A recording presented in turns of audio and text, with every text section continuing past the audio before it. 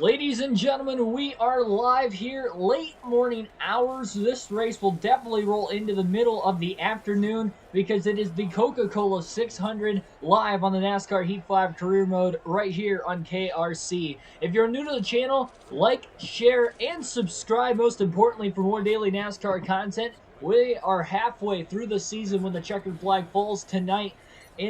Today, I should say, in this race, the Coca-Cola 600. I have my patriotic paint scheme for today's race. Of course, not only with this race usually taking place on Memorial Day weekend, but of course, yesterday was the 20th anniversary of 9/11.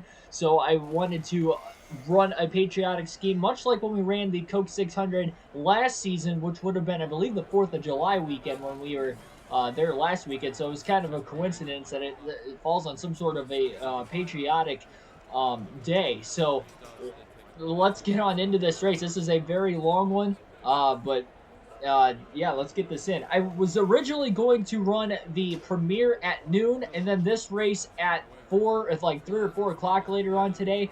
Well, I changed it up and I switched the times. The premiere will be at 4 today from the Busch Series race at Kansas on NASCAR Chase for the Cup 2005. So that will still be coming today. It is already on the channel, ready to go. When 4 o'clock hits, the stream will start, or the premiere will start. And we're running this one beforehand. We had to move the start time up a half hour to make sure that this was definitely going to get in before 4 o'clock.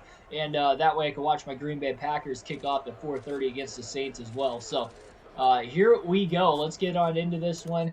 And qualified 34, so we do not have a very good short run car at all. We'll see how it will work on the long runs, kind of similar to what happened at Dover in the last race. Christopher Bell is the only driver starting at the rear of the field. Joey Logano on the pole, and Chase Elliott looks to have a fast car in this race. Brad Keselowski just got his first win of the season at Dover in the race a couple days ago on Thursday. Who will win today? Still 11 spots open for the playoffs as we have just 9 races to go until that ends up starting. Green flag is in the air. We're live on the Coke 600.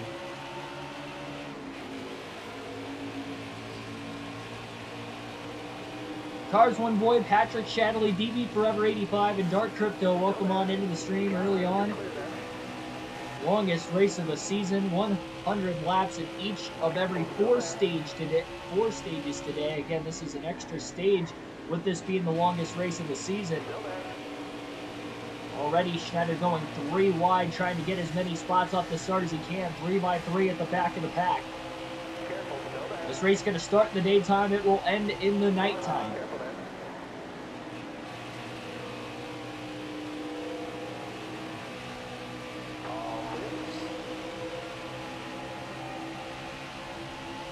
Schneider's already gained quite a few spots on the start of the race. First lap and a half, he goes from 33rd to 26th. Cornering Ross Chastain off of turn 4 with an aggressive block. And look at Josh Bilicki with a huge run on the inside in the 7, as well as Michael McDowell going to try to follow him. Schneider couldn't squeeze in between those 2 cars. And now Ryan Preece is slowing up in that middle lane right in front of the 99. Schneider pushes up the track a little more. Can't quite get down in front of Corey LaJoie. Almost making contact off turn 2. Almost making contact again into 3 as Schneider will block LaJoie and get to the inside of the 37 of Preece. Slides up the track 3 wide. That time there was definitely some contact. Things getting dicey in the middle of the pack right now. Whoever's being aggressive early on, got to be careful of that. Schneider coming off his first DNF of the season at Dover, where he was running in 2nd place at the time of the crashing with about 120 laps to go in the race. Got a stage win as well prior to that. It was a resilient day coming from 2 laps down just to be in contention for the win late, but unfortunately got taken out before he even really had a chance. Dropped his average finish down to 4.1, which is still pretty solid, all things considered, but we were at about a 2.2 going in.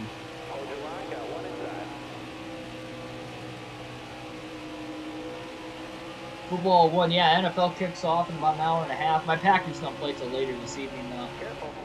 So plenty of time to get this race in. I will be in the chat for the premiere with having off of work today, so. That was supposed to run yesterday while I was at work, but then the internet was slow at my work, so I wasn't going to be able to get uploaded in time before the start of the Cup race last night, so I has decided to run it today for a doubleheader for you guys, since the Cup race is already concluded. Take your time, no rush. Yeah, it's definitely a long race. Chance at more stage points. Look at this battle for 30th right now between Quinn Houff and Keegan Schneider. They just keep going back and forth. Schneider clears and crosses, gets crossed over by Quinn Houff, and then when Houff clears, Schneider crosses him back over and beat him into turn 1. Joey Logano's led every lap from the very start of this race already through the first 7. Remember, only 8 sets of tires, just like every other Cup race this season. That does not include the set at the start of the race, of course, that we are currently on. We'll have to see how the tire management will be in this race. Maybe seeing some 2-tire stops throughout the course of the day. It really depends on how the cautions are going to fall, more than anything else.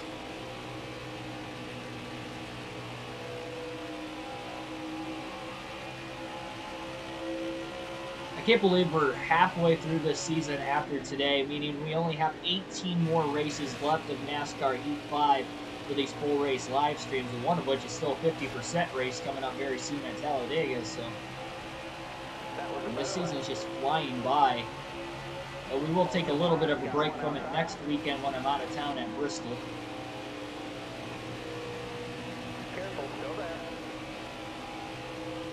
Yeah, I thought it was a pretty good race yesterday. There were a lot of battling for the lead and storylines throughout the course of the race, with like Chase Elliott having a fast car and trying to stay in the lead lap and stuff. The final stage just kind of strung out a little bit towards the end. I think it would have been a lot more competitive and better if Kyle Busch didn't have a pit road speeding penalty late, because he was only like 2 seconds behind Martin Truex Jr. and he was ahead of him, obviously, before the pit stop, so that could have been a good battle for the win there. And if they would have battled enough, we saw Hamlin close it to a 2.5 seconds at the end of the race.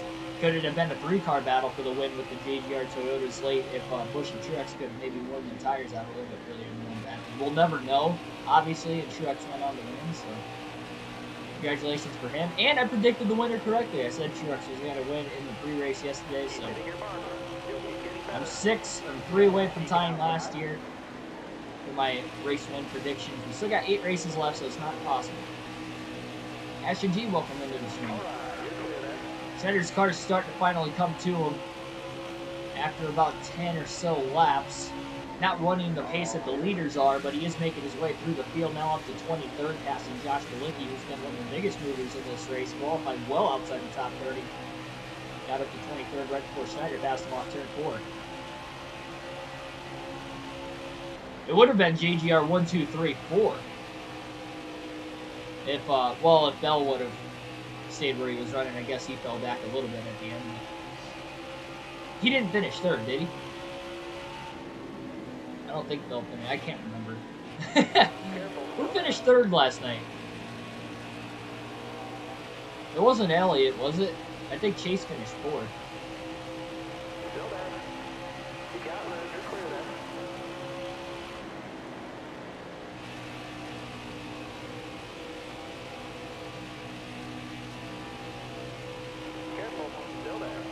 About to pick Larson, but went for Truex for the win, yeah. I'll tell you what, I'm off to a hot start the first 2 weeks of fantasy.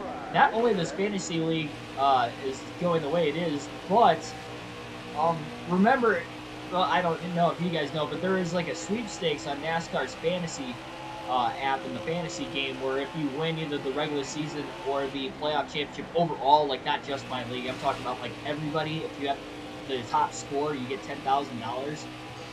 And right now, I mean, 2 weeks, I've had all 5 of my drivers last night in the top 7, except for Eric Almirola. I guess he fell back late in the race. So I had 4 of my 5 drivers inside the top 6 last night, with Almirola finishing 14th. But then last week, I had all my drivers in the top 6, all 5 of them. And then also last night, I got a ton of bonus points because I predicted Truex to win. So I had him as my top Toyota as well. And then I had JGR.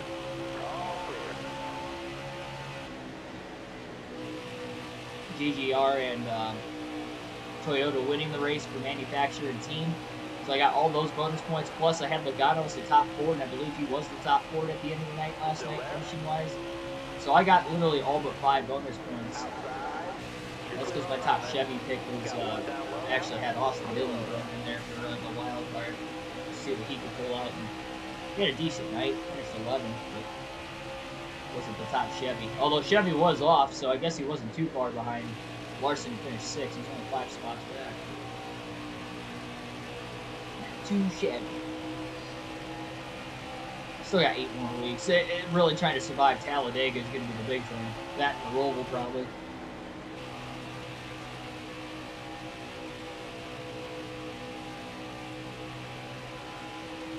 Yeah, always stick with your first guess. Stick with your gut. Unless you pick like a guy that I have on like my don't haves list, then usually you would want to not have one of those guys. But outside of that, though, stick with your gut. Because more often than not, you're right. And even if you were to change it, you know, what are the odds of you changing it and you be right? You'd probably still be wrong anyway. So.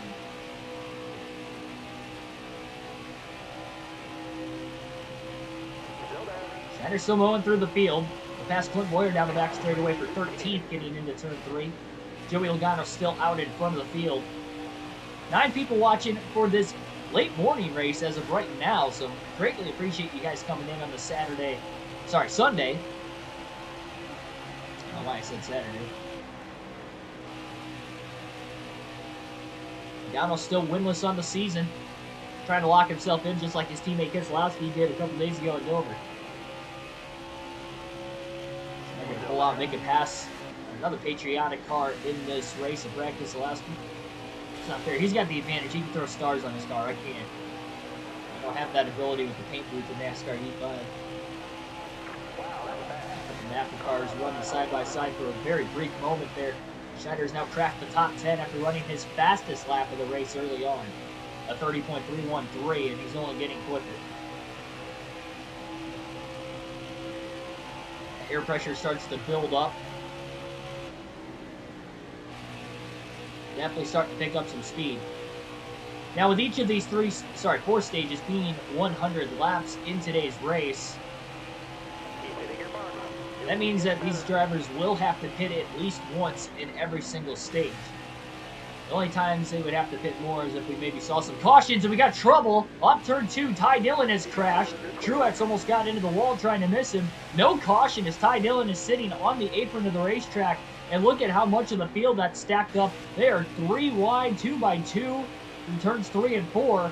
And Schneider all of a sudden is only 3 seconds off the lead, and he passed Truex for 9th off the exit in turn 2 as well. Very strange why there wasn't a caution there. Now most of the top 10 is all under a blanket. Ty Dillon has finally made his way to pit road, so we do stay green. Although we probably should have had a yellow. Schneider going to test the outside on Matt Kenseth, trying to pick him behind David Reagan in the 36, and Schneider is coming through with a head of steam. Bubba Wallace has huge damage. He might have gotten into Ty Dillon. Or maybe it ran into the back of another car that was trying to check up. That could be possible as well, but Wallace has huge damage. He's still on the racetrack.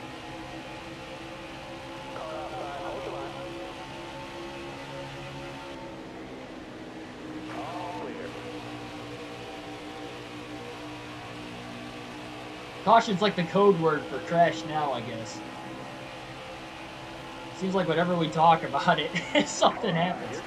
Logano barely holding on to the lead with Harvick. Schneider is going to test the high side again. And a little daring here early on. Can he get the run on Harvick down the back stretch? Harvick going to try to block. Schneider has to pull out of line now as he goes to the inside of Harvick for second place into turn 3. He's easily going to take that spot away. Has a massive run now on Joey Logano. Goes high, Logano almost threw a block on him, and Schneider will lead his first lap of the race at lap number 24. So 24 laps to go from 33rd starting position to the lead. Obviously that big checkup after Ty Dillon had wrecked in turn 2 had stacked everybody up.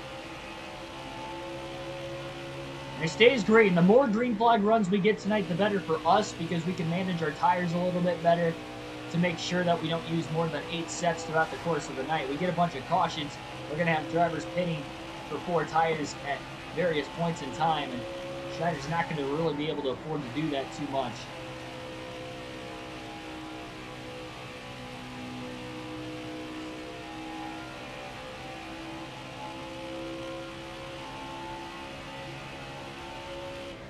Yeah, if I had to, I mean, Chase Elliott, I would think, would be fine. He's really good at Bristol. He won the All-Star race last season there. He almost won the spring race, too. So I feel like Chase Elliott will be fine. He should have a pretty solid day next week, all things considered, at least point his way in, at the very least. But I'm a little worried about Bowman and Byron, especially Byron. He's, what, 18 points below the cutoff line? That's not good. He's going to have to go out and have a really, really solid run. He's going to have a lot of stage points and race points, if not hope for 2 or 3 guys that are ahead of him in points to, you know, crash out or something, or have a mechanical failure. He's going to get lucky and get in.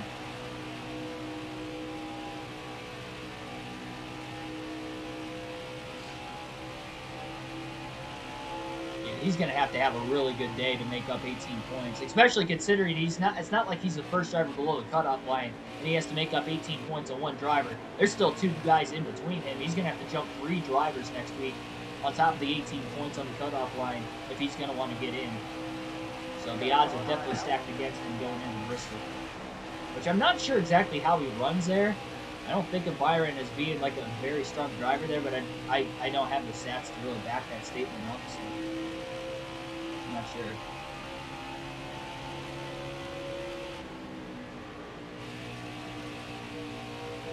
Really loose that time. He turns 3 and 4. He's already pulled out to about a 5-second race lead on Logano. Got Harvick in 3rd. Jimmy Johnson up there in 4th. Denny Hamlin rounding out the top 5 early on. Hamlin has finished inside the top 3 in 3 straight races coming into this race today. Still no wins to show for, though. A 2nd and 2 third-place finishes in that stretch. Came very close to winning at Homestead. And had a good chance to win at Dover as well. He won a stage, but ultimately ended up finishing 3rd at the end of the race. Snyder just ran his fastest lap again, as his lap times are only quickening as this run carries on. 30.097. So about half a second off of my fastest lap ever here at Charlotte. But these are still some very good lap times to have.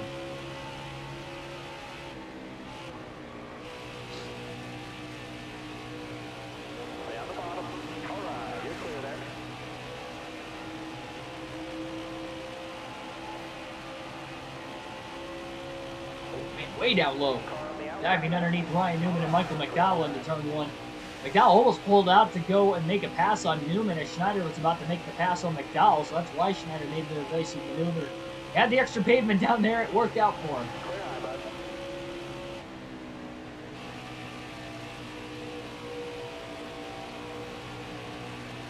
Now 28 more laps of fuel these guys can go at the furthest.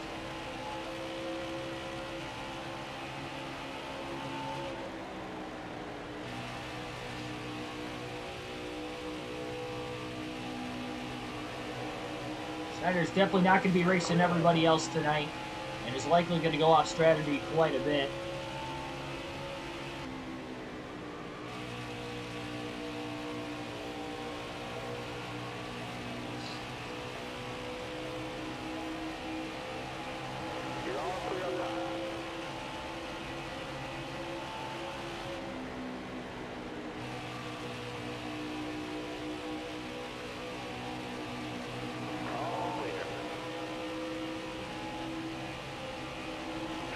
Had up to 10 people watching already today. Only 2 likes though right now, so hit that like button if you haven't already. Oh man, trying to be back to David Reagan there. Squeeze to the outside of Kurt Busch. Only 15 cars on the lead lap early on. Harvick and Logano battle for 2nd place on the racetrack. They keep going back and forth. Jimmy Johnson about a second behind him. And he's dealing with a bunch of lap traffic, of course, right now as well.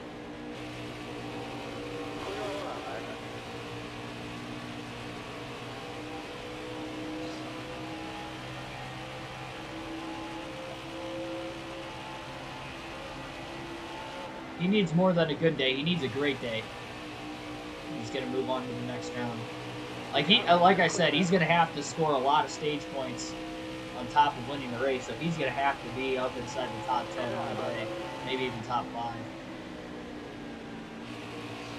Especially if those other drivers on the cutoff line are running there too. He may even have to win.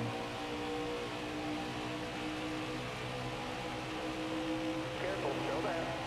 Car on the outside now. Alright, you're clear. Harvick taking back over second place once again. 15 seconds off the race lead. My goodness. Still there. All clear.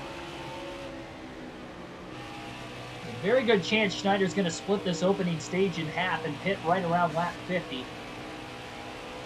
I don't think too many drivers are going to follow him there. I know his tires could go a little bit longer, but he's so much faster later in the run that he might as well just try it. So that way, if maybe we do get a caution later in the stage, his tires will have caved in already. Versus if he tried to take this run as far as he possibly could. Like I said, likely going to be staying off strategy compared to everybody else the rest of this race. Well, this entire race. All 600 miles of it. Our longest race on the channel in its history is the Coke 600 on NASCAR Heat 5. Or sorry, NASCAR Heat 4 rather. 3 hours and 43 minutes. Will we ever have a race longer than that? I think it's definitely possible, especially if we get some of those races with a bunch of cautions in the longer races of the season. A 500 and maybe even a 600-mile race. Keep hitting your mark. You'll keep getting better. Fastest lap, 30.096 that last lap. Like I said, Schneider on lap 40 into a run. He's running his fastest laps of the race early on. Here's Martin Truex Jr. right in front of him. Remember last season in the Coke 600, King Schneider led just one lap. And it was in fact only the final couple hundred feet where he passed Martin Truex Jr. off of turn 4 to win the race. After we had a late race caution and a restart with about 6 laps to go. Schneider was the only lead lap car to take fresh tires. There were only a dozen cars on the lead lap at the time. So he only had to go through 6 rows on the restart to get to the lead. And he just had enough of a car to get there. He had been running pretty much 8th to 12th the whole race. Wasn't really in contention to win until that late race yellow. And boy, was it timed perfect.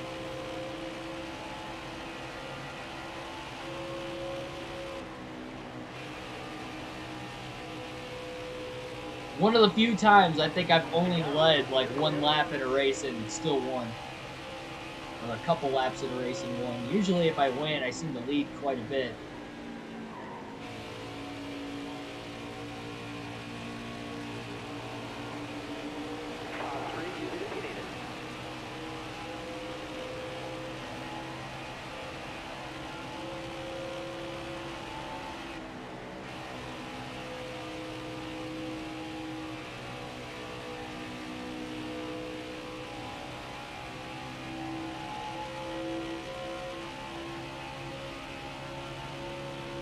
Oh, 3 wide. Blaney just dove right down onto the apron.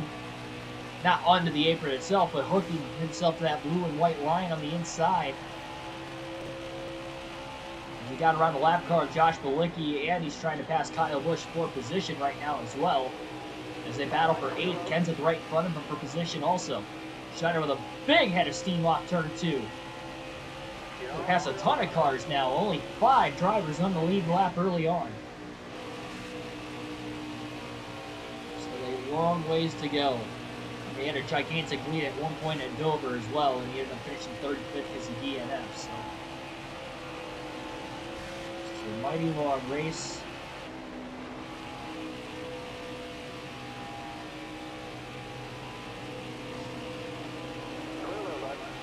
Just enough room there. I thought David Reagan was going to sideswipe the 99.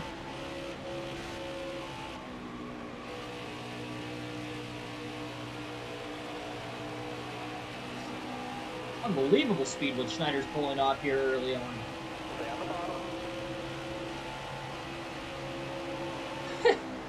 He's about to lap the field already. We're not even to lap 50. This is after starting 33rd. It's crazy how good this car is on the long run. Again, his lap times just keep getting quicker. I don't think your car's legal by half fast. This is insane. Rolls are reversed from last year's Coke 600, let me tell you.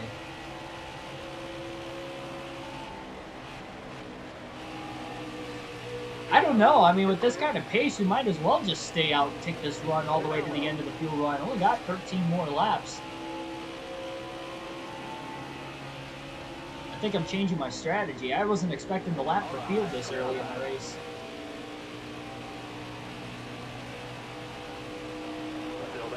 Definitely not going to be making any adjustment changes on the first pit stop, that's for sure.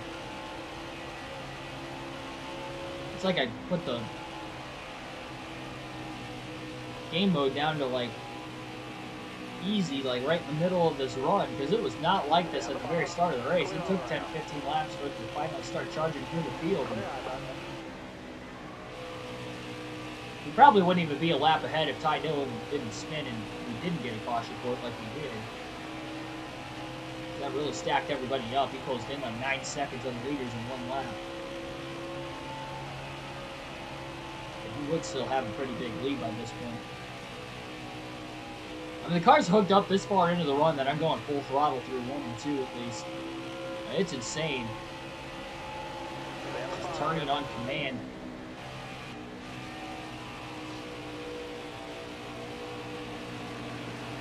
Bell in 16th, gonna go 2 laps down.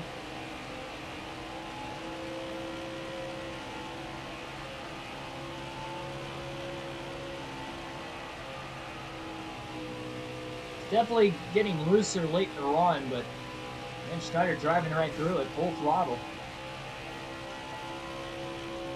He's managing his tires pretty well to make it to the end of the fuel run with the pace he's going at. I think those slower lap times at the beginning of the run definitely helped to save those tires that he could push this hard later in the run compared to everybody else. That last lap, by the way, was Schneider's fastest, 30.039. 50 laps into a run, he just ran his fastest lap. Right front is down to 20%, but he can only go about 9 more laps on fuel. Oh, grazed the wall a little bit there in the 3. Nothing major.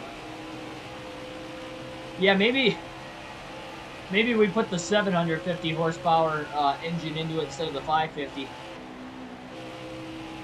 Like, oh wait, this is a 550 track?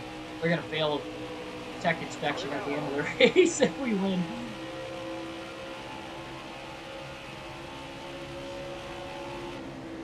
You're all clear up top there.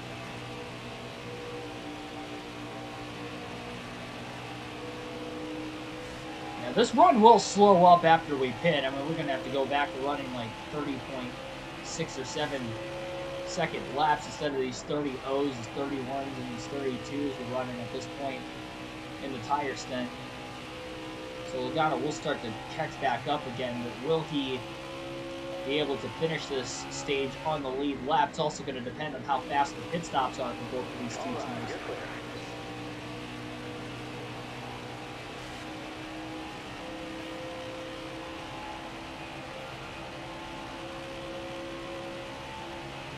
We're past halfway through the first stage.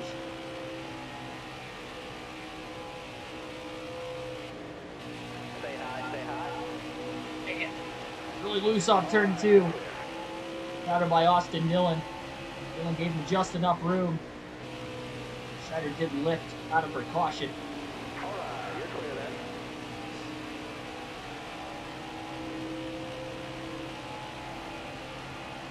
Yeah, I was like, we only led the final couple hundred feet last season. If we're going to be able to lead more than that this year, we're going to have to throw the 750 engine into it. powerful.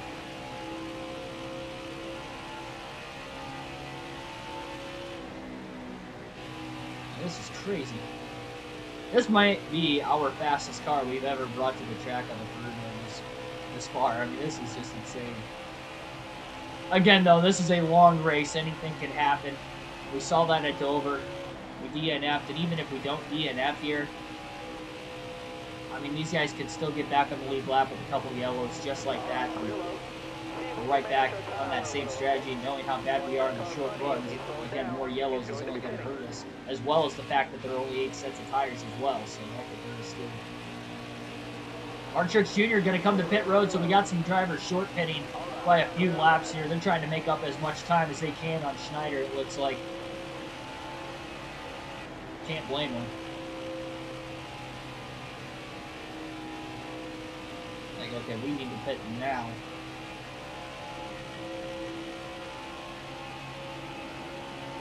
Big thing here, don't speed on your way onto pit road. The speed limit is 45 miles an hour. I did make a practice stop in practice, so shouldn't have too much of a problem. Bubba Wallace has been running this almost entire stage with that damage after making contact likely in the Ty Dillon incident.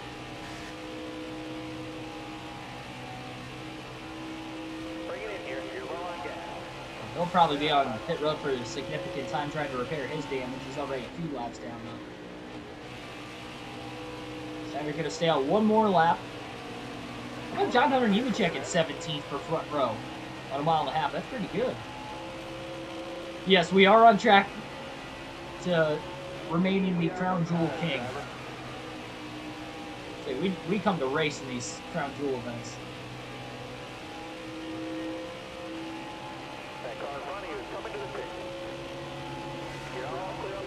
Roller just came off the pit lane that time. Schneider going to pit this time by lap 59, trying to check up and make his car onto pit road. 45 miles an hour again is that pit road speed limit. He checked up quite a bit that time. Probably could have carried a little bit more speed. He was actually sputtering on fuel as he was trying to brake onto pit road as well. So he timed it pretty well. 4 fresh tires, full tank of fuel, no adjustments for the 99 car this time onto pit road.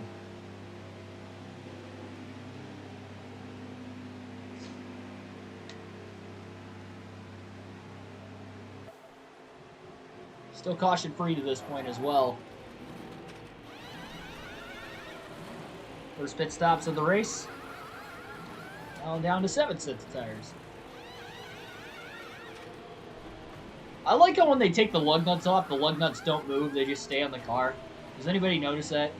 I mean, it would be hard to put that much detail into it, I'm sure, but it's just kind of funny. If they're taking off the lug nuts and take the tire off, but the lug nuts are still staying on the car.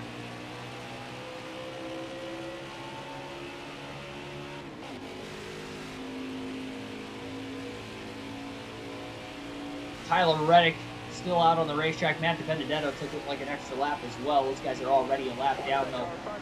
Schneider still has that 1 lap lead on the field. Even the 29th place car, Michael McDowell's going to get around Schneider, though he's still getting up to speed into turns 3 and 4. It takes about an entire lap to get up to speed with this 550 package. I guess he's a little bit further up in the running order than 29th. He's just cycling past some of those other cars that are still on pit road or just coming off of pit road.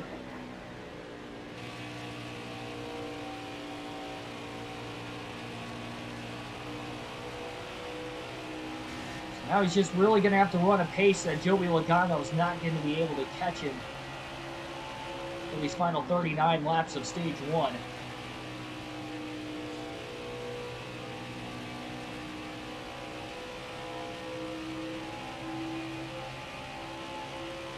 Definitely going to be slower in the second half of this stage than the first half, only because he's going to have less laps on his tires by the end of the stage compared to taking it all the way through the run at the start of the race.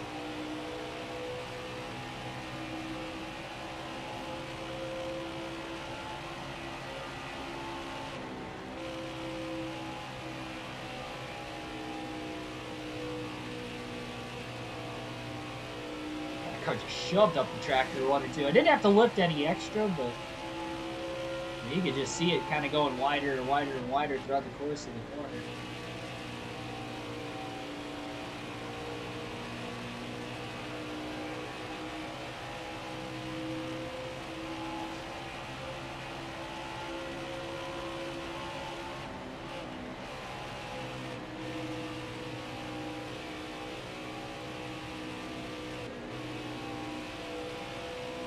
So we're on track for a Burger King crown.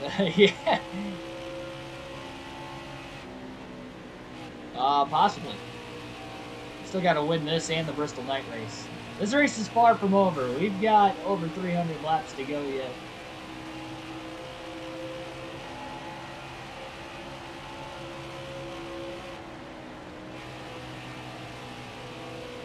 Very good pace to start, though. Don't forget that wins record, though, as well, still on the line. Center comes into this race with 12 wins in the first 17 races. Though we're going to have to win all but 3 races the rest of the season. The second half of the season, we're going to have to win all but 3 races if we're going to want a chance to break Richard Petty's win record for the most wins in a single season. So it's likely not going to happen, but it's supposed to show how tough and why that record will likely never be broken.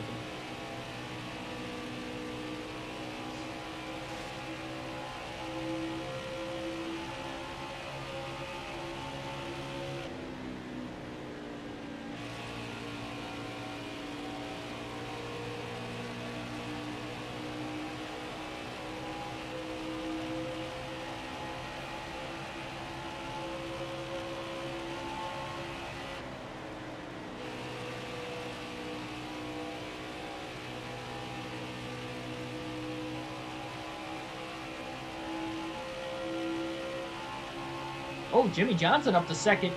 Joey Logano dropping back there. Stay low, stay low. Somebody's got an issue. Oh, Kevin Harvick with a problem. That's why Johnson must have gained time. I think Logano checked up behind Harvick, or right around Harvick as they were battling for second. Harvick up and smoking on pit road while he was inside the top 3. And we aren't even at the end of stage 1 yet, which means he's not going to get any stage points if he can't get that car back on the track. Ty Dillon has already crashed out of the race, but we did not have a caution for it, and now Kevin Harvick has an issue, also staying green on the racetrack. His was more reasonable to stick green, though. He was out of the way. Ty Dillon was not.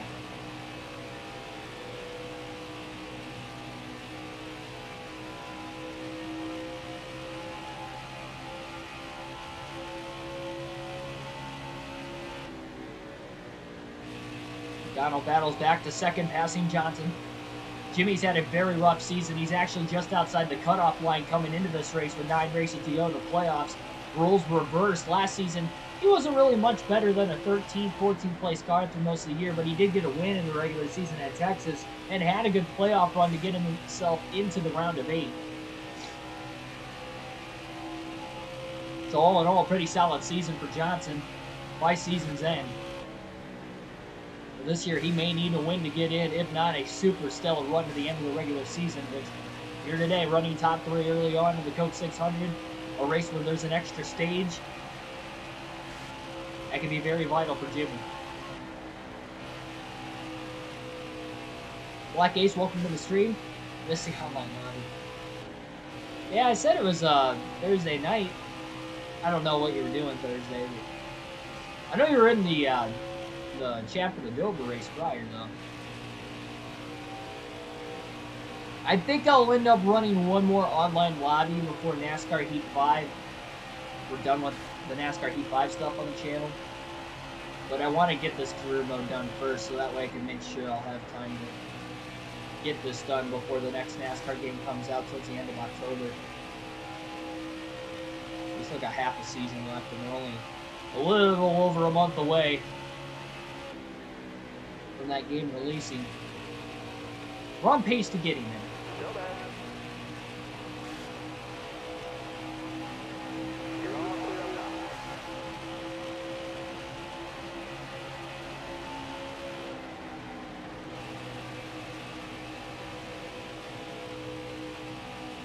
Oh, you're at home, but your sun was up.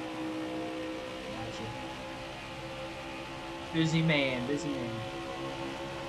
Bubba Wallace did repair his car. He dropped it all the way back to 39th. He was probably on pit road a couple laps trying to repair all that damage he had for getting into Ty Dillon earlier. Still there? I didn't see any other cars with damage, so I'm likely thinking he did hit time. I don't know if that was the cause of the accident, or maybe Dillon spun before that. Bubba Wallace piled into him.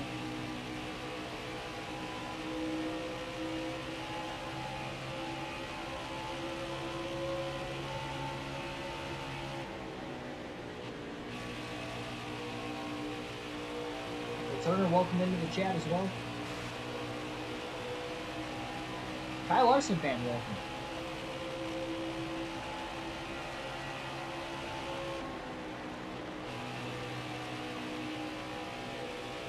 Now somebody will get the free pass at the end of the stage, being one lap down, assuming Schneider doesn't lap the field again. He's still got over half a track to be able to catch Logano or Johnson, whoever will be in second place at the time. We only got 25 laps to go in stage one this time by.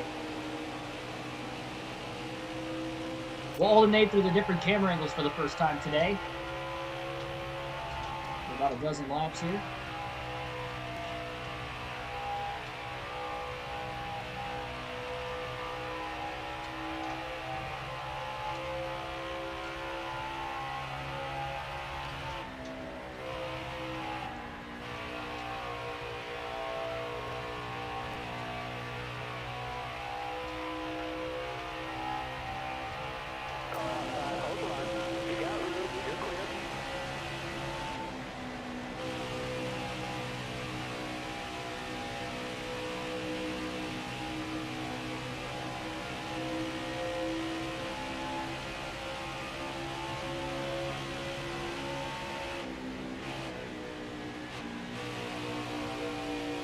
To change his line at the last second, let the car drift up a little early. Bobby Carter cut down right in front of him in the center of the corner.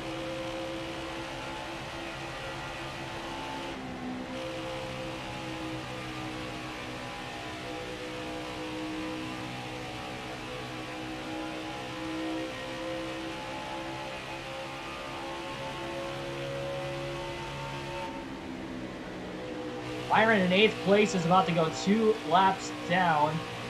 Schneider might have picked himself. Oh my goodness, squeezing into a hole to not get picked behind the 49 to pinch him on the high side and just cut down with the 24 car still underneath him. Schneider is on a mission here today.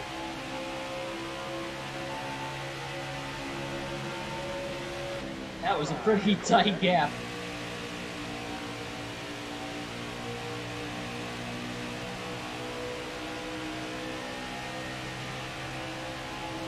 Outside.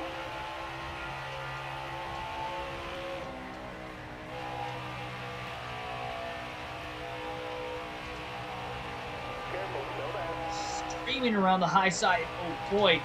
Had to lift a little bit. Chris Buescher pulled up in front of him initially, then went back down to the bottom, giving Schneider the room on the high side after all.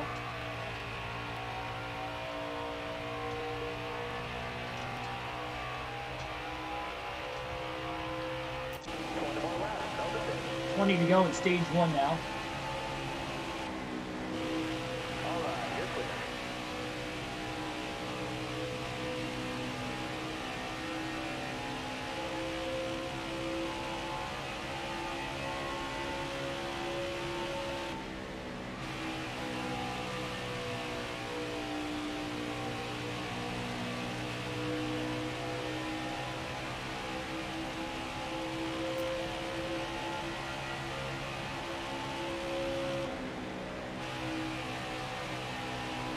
Kenseth Blaney in 6th and 7th. Kenseth just cleared Blaney off of turn 2. Stay low. Hey, maybe he does have a shot at putting 2 laps on the field before the end of the stage.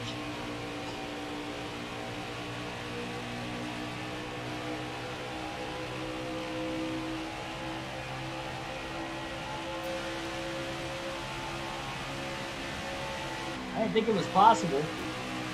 This car's definitely starting to come to the 99.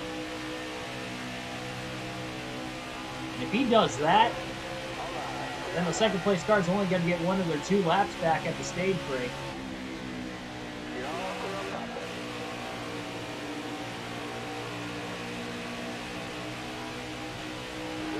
Pretty wide on the front stretch.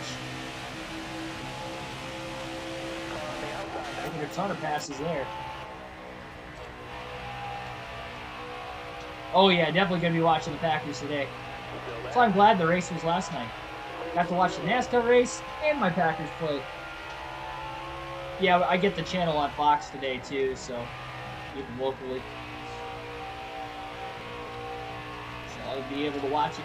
Then they play Monday night next week, so I'll be able to watch their first 2 games uninterrupted. Play the Saints today. Neutral Stadium in Jacksonville because of the hurricane going through New Orleans. It's only going to play into Green Bay's advantage, I feel like, too. Taking the home field away from the Saints. It's a tough place to play on the road, especially with it being the opening week of the season. I'm sure it would have been rowdy.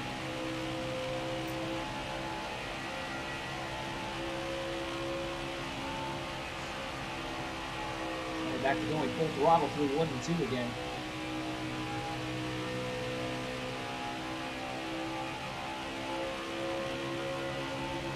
Pace heat is running in the heavy amount of lap traffic in front of Jimmy Johnson and Joey Logano right now. Schneider, if it stays green to the end of the stage, should be able to lap the field a second time. What a start to the day.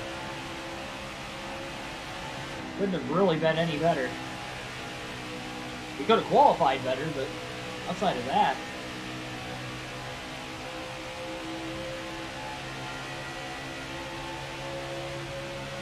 I think he's complaining compared to where he is anyway at the end of stage 1. Oh, into the wall. Turn 4, pretty sideways after the fact as well. Pushed it a little too hard there. Everybody going 3 wide. There was nothing but dirty air in front of him. Just shoved the race car up the track. Still there? Trapped Harvick back there. Stay low. Now Harvick's 2 laps down in 3rd. All right, you're clear. He's still got a ton of cars to pass. I just wonder if Denny Hamlin and Kyle Busch might be able to run down. Oh, sorry, Harvick had an issue earlier. My bad. Kevin Harvick's an extra lap down. I forgot.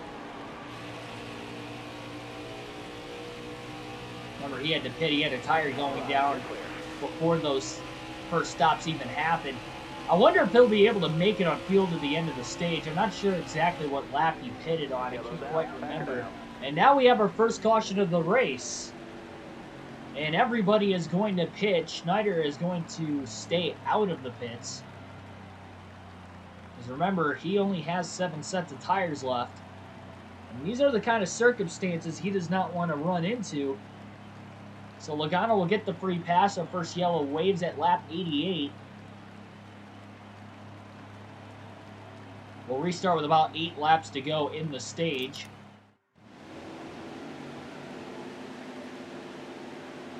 So Logano with the free pass. We'll have to restart at the rear of the field. He's got fresher tires. Green flag back in the air. No, with only 8 laps, I don't think that's going to be enough to get back into this. But that means at the end of the stage, Jimmy Johnson will get the free pass. He'll be back on the lead lap. He was only 1 lap down as well, and Logano will get the restart right up there with Schneider. So, just like that,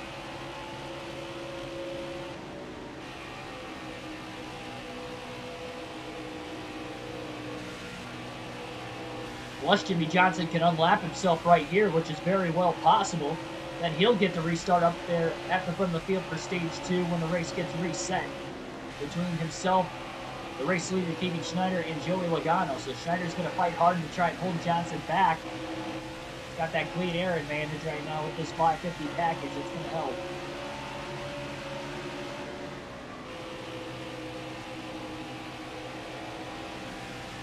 Guys are trying to go a lot wider in the corner.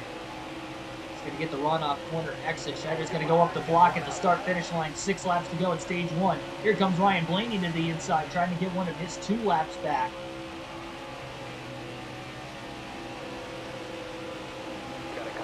Blaney with a run. Schneider down low to block. Back up high now in front of Johnson.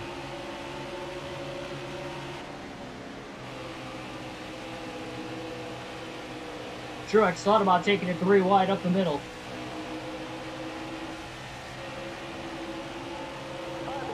Still got 5 more laps of this. I don't know if these guys are going to be able to hold on. Oh, Schneider really deep into turn 1. A little too deep. Blaney to the inside. Schneider cuts off the 19 car of Truex, though, so Blaney's going to get one of his 2 laps back now. Schneider going to try to fight to get back around him, but on these older tires, he's sliding around just a little bit more. NASCAR Heat 5 fan, welcome to the stream. Yeah, into the early afternoon for me now. And he's going to pull Schneider, and here comes Johnson. Schneider lost that clean air. That was big. Johnson on the outside, trying to get back on the lead lap. He's only got a couple more laps to try and do it. Schneider tried to side draft. It's not going to be enough. Now Byron's pulling back the 99. Got 3 more laps left in stage 1. Jimmy Johnson's in a good position here. Trying to get around Blaney. Byron trying to get one of his 2 laps back. Sends it into 3 and 4. Oh, and he slides up in front of the 24. They make contact. And that knocked the 99 into the wall. That allowed Hamlin to squeeze by on the inside, as well as Truex, now Chase Elliott. And that is easily going to allow Jimmy Johnson to remain on the lead lap to the end of stage 1. So that late stage caution, just like that, is going to put some drivers back into contention here very early on. They're struggling with this car. In traffic. Faster cars ahead of him, and nothing but dirty air ahead of him. He's got 1 more lap to go at stage 1, and then he'll be able to pit for tires. Unless he decides to stay out again, but I doubt it.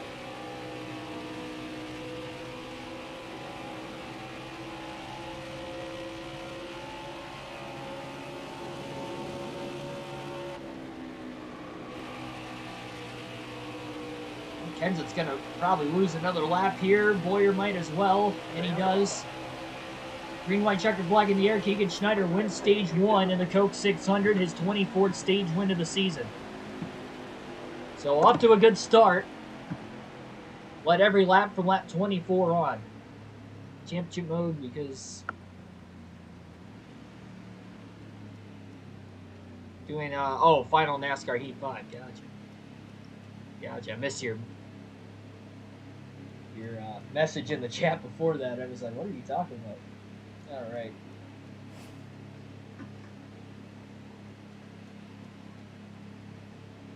So Keegan Schneider wins stage 1. Denny Hamlin going to get the free pass in 4th. He actually got around Blaney on that last lap. Man, I don't want to pit.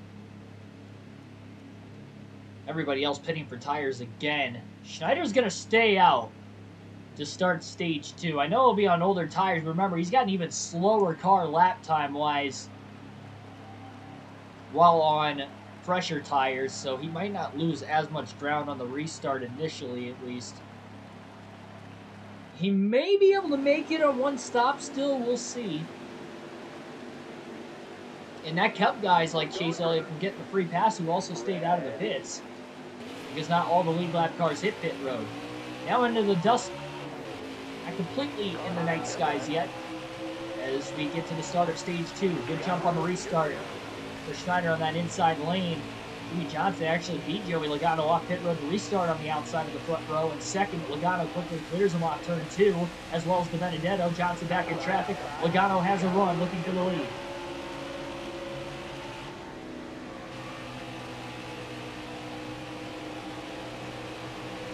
lead the opening lap of stage 2. He's led for a while now, but Logano is going to be charging hard.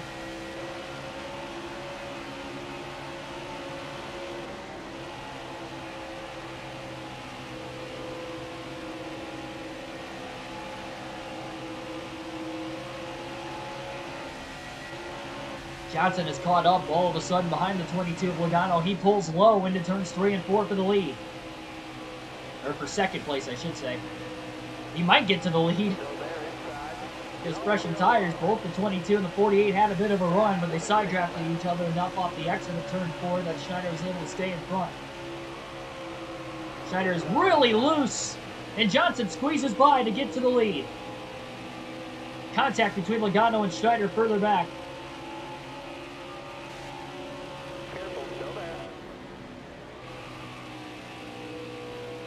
And Logano now to second. First lead of the night for Jimmy Johnson. A race he has won a few times in his NASCAR Cup Series career, and being not only at Charlotte Motor Speedway, but in the Coke 600. Now I'm trying to run him back down.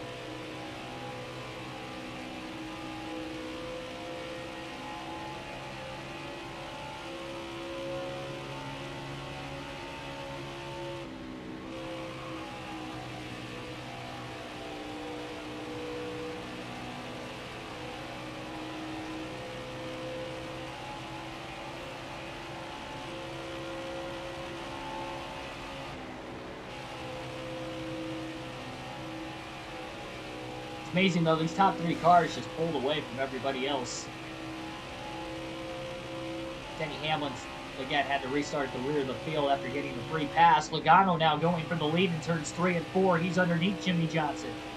And they're door to door off from turn 4 back to the start finish line. Logano led that lap at the line for the official lead change.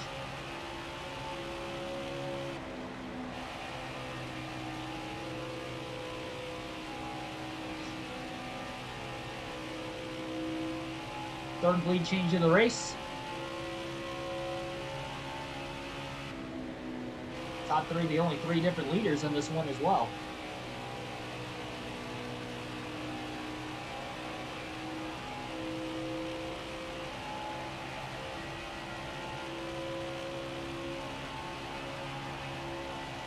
Johnson trying to cross Logano back over to the inside.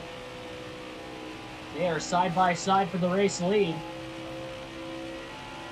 Briefly, at least, Logano able to hold on down the back straightaway. Now throws the block on Johnson down to the inside of the track in turns 3 and 4. Battle up there, but just not able to close yet. That was a better lap.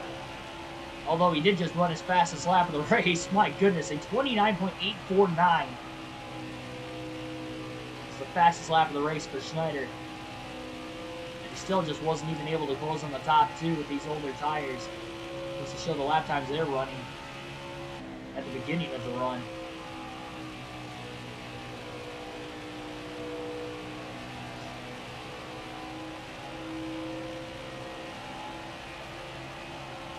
.884 that last time. Kind of clipped the AstroTurf too. I think it's turf and not grass here.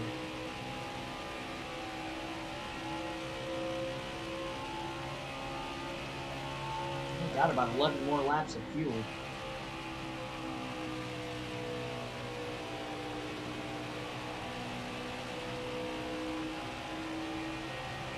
We'll have 6 sets of tires left after he does make a stop to change 4 tires. He's slowly closing back in on Johnson and Logano. Really loose that time through 1 and 2.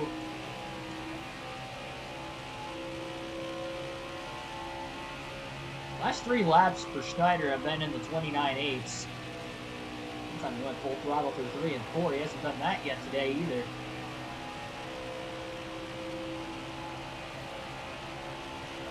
A few tenths slower though that time. He really got out of shape in 1 and 2.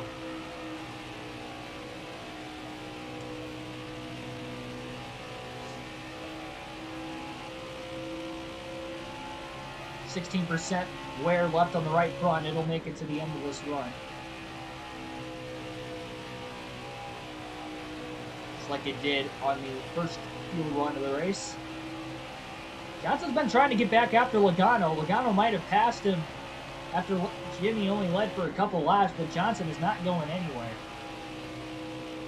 Schneider closing in on each of them, though.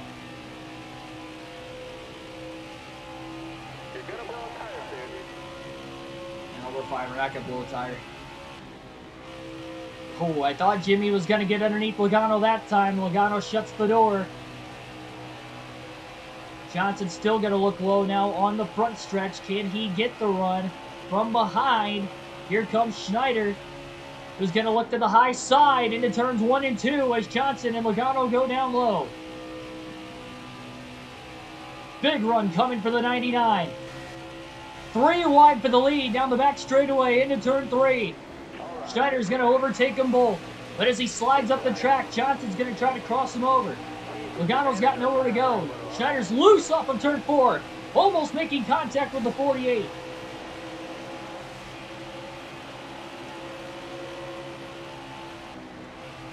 And Jimmy Johnson now back out into the lead. Schneider trying to get a run. Again, has a major run down the back straightaway. Johnson trying to block. Schneider pulls out a line. He side drafts Jimmy getting into turn 3, and he'll take the lead again.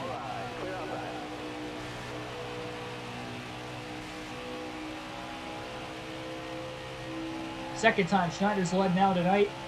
He's only got about 6 more laps he could go on fuel, but he's going to try to open this lead up as much as he possibly can before having to pit.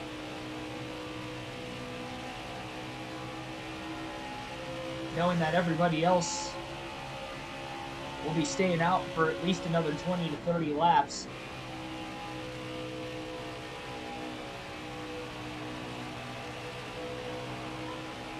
Jackson Thomas, welcome to the stream.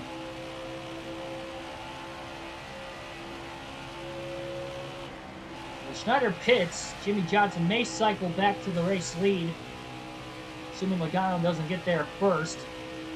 And the way this is timed out, You're gonna blow a tire soon. never mind. I think Schneider will get to the lap cars before he has to pit.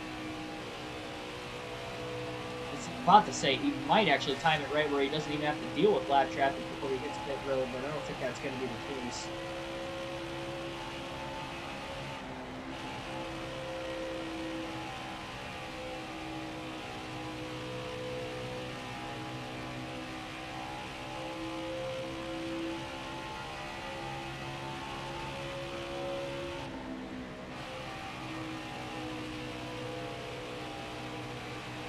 Easy on those tires, driver. Yeah, he's definitely going to catch Chastain getting into turn 1 this time. Got one up top. Passes him cleanly. Even before they got into corner entry of turn 1, he's already opened his lead up to about 3 seconds over Johnson. Logano slowly pulls back to him again, Bring it up pit road. within 0.2 of a second.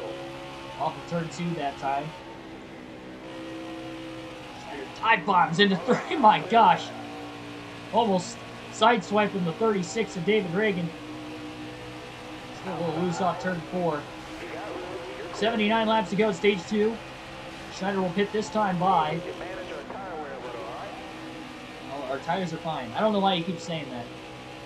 We obviously have to pit for fuel this lap, so the tires will make it. You got room. You're clear. You're low on fuel, bud. Got one outside now. 3 wide. That was close. Schneider diving onto the pits. 4 fresh tires and a full tank of fuel coming. Made sure he didn't speed. This will be the second set of tires going on the race car. Get up real quick.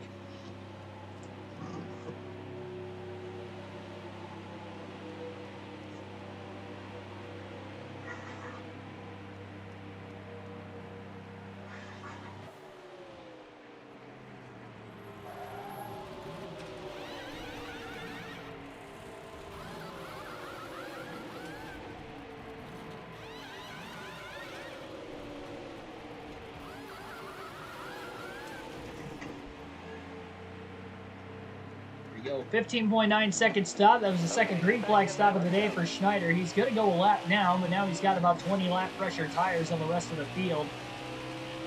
He runs slower lap times on fresher tires, though. We mentioned that already a few times, but maybe having 20 lap fresher tires, they may be more evened out in lap times. Just have to wait and see as he gets up to speed, almost getting into Harvick. Shoved up the track a little bit with Kenseth in front of him on the bottom. Careful, still there.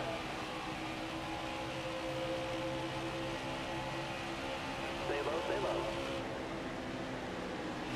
Martin Truex Jr. is the free pass car right now in 6th. Actually, no, he's on the lead lap. How did he get on the lead lap? Oh, I'm a lap down, my bad. I was going to say.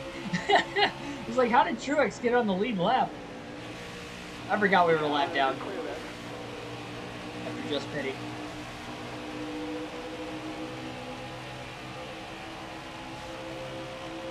Kyle Busch would actually be in the free pass position in 4th. Denny Hamlin last car in the lead lap in 3rd. Logano took the lead away from Johnson right after Schneider pit. So Logano is the leader once again. So Logano's led 3 different times. Schneider's led 2 different times. Johnson has led 2 different times. Those are still the only 3 leaders that we have had leading laps in the first 125 of them so far today. Again, like, share, and subscribe for more daily NASCAR content. We have these full race live streams with the realistic commentary every day. There is a double header on the channel today. Believe it or not, even with me running the Coke 600, though I have already recorded the race that will be for later on this afternoon into the evening hours at 4 p.m. Eastern Standard Time. NASCAR Busch Series racing on the NASCAR Chase for the Cup video game. And I will tell you guys, it was a wild race, especially in the second half of the race, so you won't want to miss a thing. I'll be in the chat for that one. It'll be the first ever premiere on the channel. It was supposed to air yesterday while I was at work so we could get a full race live stream in. Because my work Wi-Fi is not great, it was not uploading well, so it was very slow. Wasn't going to be able to get uploaded in time. It is ready to go. It is edited, and it'll be a lot of fun watching that one later on.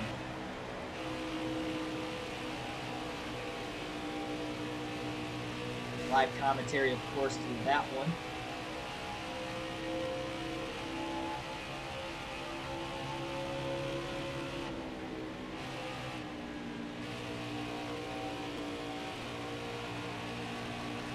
And live commentary of the actual Richmond race last night as well for the NASCAR Cup Series, so had fun doing that. Thanks for those of you that came out and watched the race with me.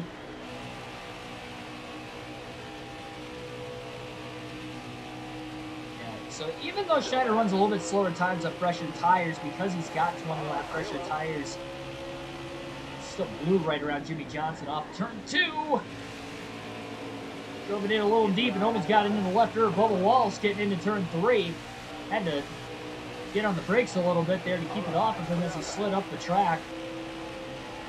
Still got a great deal of straightaway speed in this car too, which is really helping for 99. Trying to go back-to-back in the Coke 600 on the career mode. One-time Southern 500 winner. One-time Coke 600 winner. Two-time Daytona 500 winner. A one-time Brickyard 400 winner. And we've won the Bristol Night Race in our one and only try so far as well. And Patrick Shadley states every time we seem to be running these Crown Jewel races that we are the Crown Jewel King or the Crown Jewel Hunter. Because we seem to win these races quite often. At least in the career mode.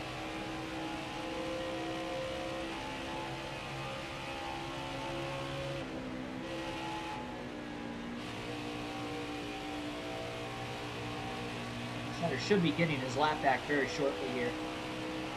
He'll still likely have to pit one more time before the end of the stage. He may take right side tires only. He's got 6 sets of tires left the rest of the race.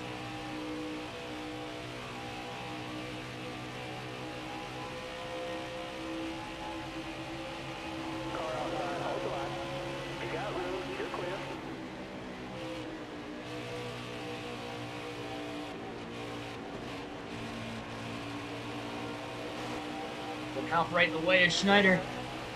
He had a bit of a run that got stalled out that time, but he'll still make his way around Logano on the front stretch to get back on the lead lap.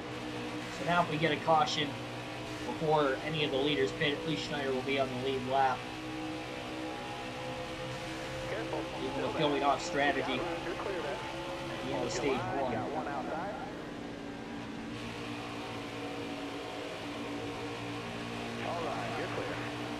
Guys started pitting right around lap 55, lap 56 in stage 1. I'd assume that that will be pretty similar this time. They may be going a couple laps longer because of the caution laps during the stage break. Still there? All right, you're clear there.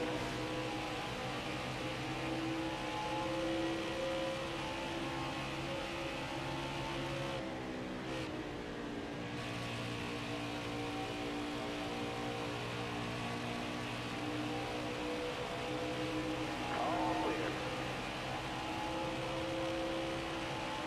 Now again, this is the only reason we are running one more season of the career mode is because I'm not going to be finishing that custom schedule season we originally had for Heat 5. We weren't going to have time for both with the release of NASCAR 21 Ignition coming out soon. Careful, still there. And I had already did a custom schedule season even before we did that one, so I was more worried about trying to finish the career mode. That and it seemed like you guys down in the chat would rather me finish the career mode off than finish that season off. So it was kind of like hand in hand, which one did you want to go with? And so we as a group collectively pretty much decided on the career mode to be wrapped up.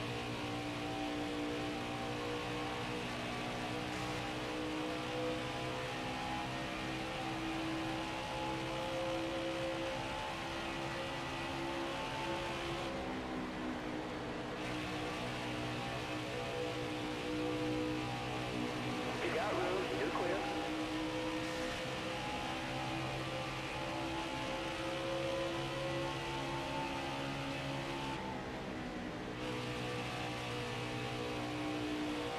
Still there? You're all clear on top there.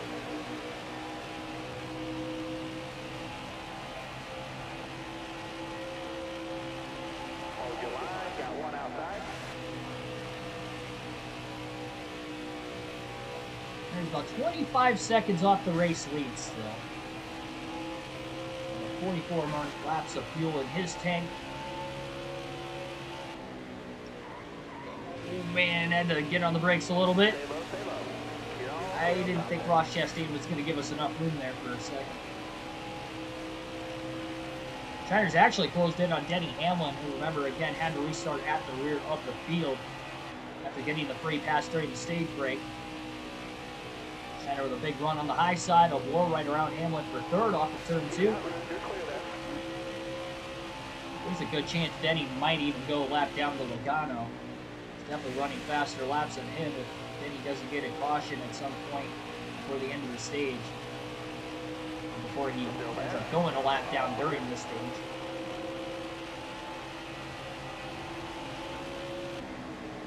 You're all clear up top. All right, you're clear.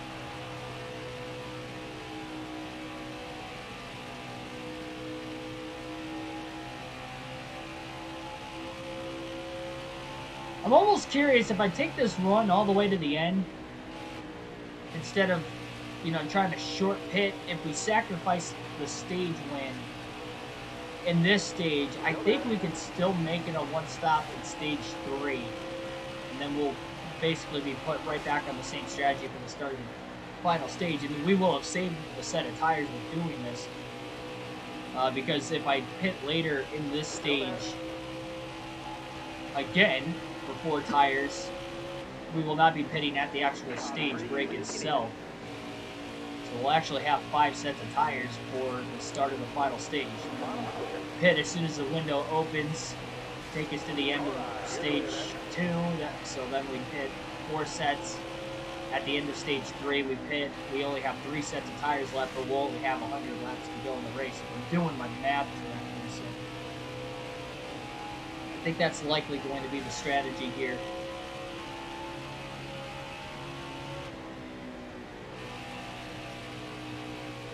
Trying to manage these sets, that way if we do get any cautions late in the race like we did in last season's Code 600, then we might have a shot to be able to pull off the same strategy we did then.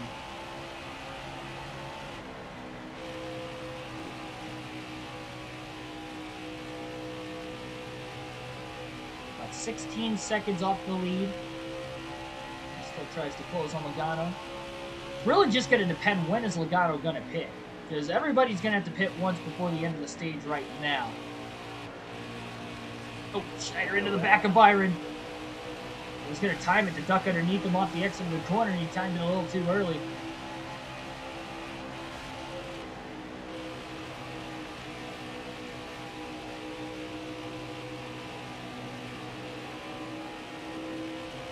Still there? Anthony Hanley, welcome to the stream.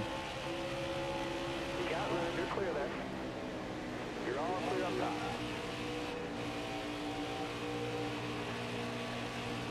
Got your first win last night. Had 3 second places, 5 fourth places, and 2 wrecks so far. Well, outside of the 2 wrecks, sounds like you've had a pretty good season. Consistent. That's what wins championships. You're clear all around there. Alicia has 2 wins, 4th in the standings. Where are you at in the standings? Sounds like you're title contender. Stay on the bottom here.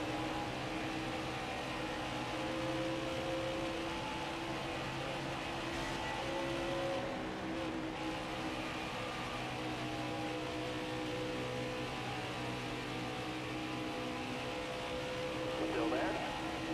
You got room. You're clear. Jimmy's about 5 seconds off the race lead from where Logano's at, and then Schneider quickly only 10.5 seconds off the lead and is closing rapidly. Still there. All right. You're clear there. He might even get to those guys before they end up pitting, which would be bonus. Martin pulled up right in front of him. He's rallied back to 19th after having his tire go down earlier in the race. Still there? You know, he's got a top 3 car because he was in third when the accident happened. The third stands got you. Oh, we got trouble. Turns 3 and 4. Car on the inside of the track up in smoke, holding up Chase Elliott. I believe it's Brad Keselowski, our Dover winner. And it is. So Keselowski having an issue. He'll make his way onto pit road. A lot of smoke coming out of the back of that race car, but we do stay green. We've only had 1 caution per incident so far. It was at lap 88 towards the end of stage 1. Careful. Still there. You got room. You're clear. All right. You're clear there.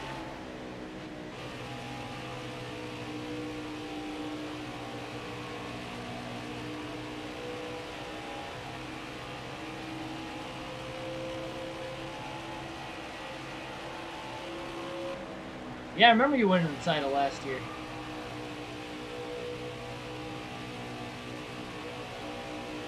You're all clear on the bottom there. It's difficult to go back to back. Never easy to win a championship. That's why when you have your, say, NASCAR greats that win all these titles, or even like, in dirt racing, Steve Kinser winning, 20 championships in the World of Outlaw Series? Donnie Schatz winning how many championships he's got now. It's tough to do. It's tough just to win one.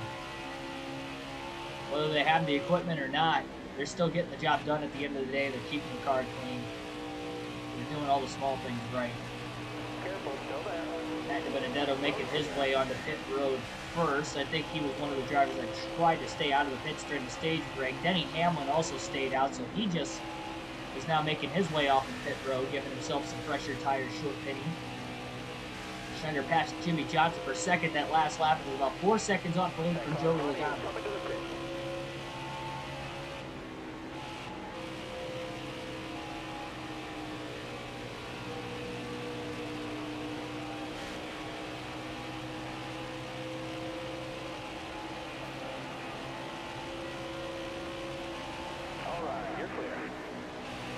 Logano's got a ton of lap cars right in front of him. Well, at least 3 of them, but they are giving him nowhere to go as they're side by side now off of turn 2 in front of him. So Schneider is picking up the pace here on these 20 lap pressure tires and is running Logano down.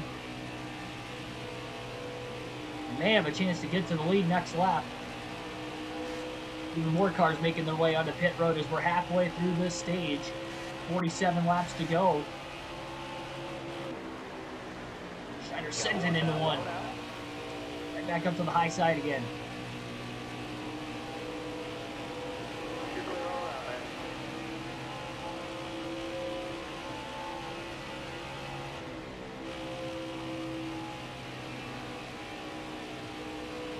Lap car in front of Logano off turn 4. That's BJ McLeod. Schneider with a huge head of steam after running the high side, clearing Logano to the line.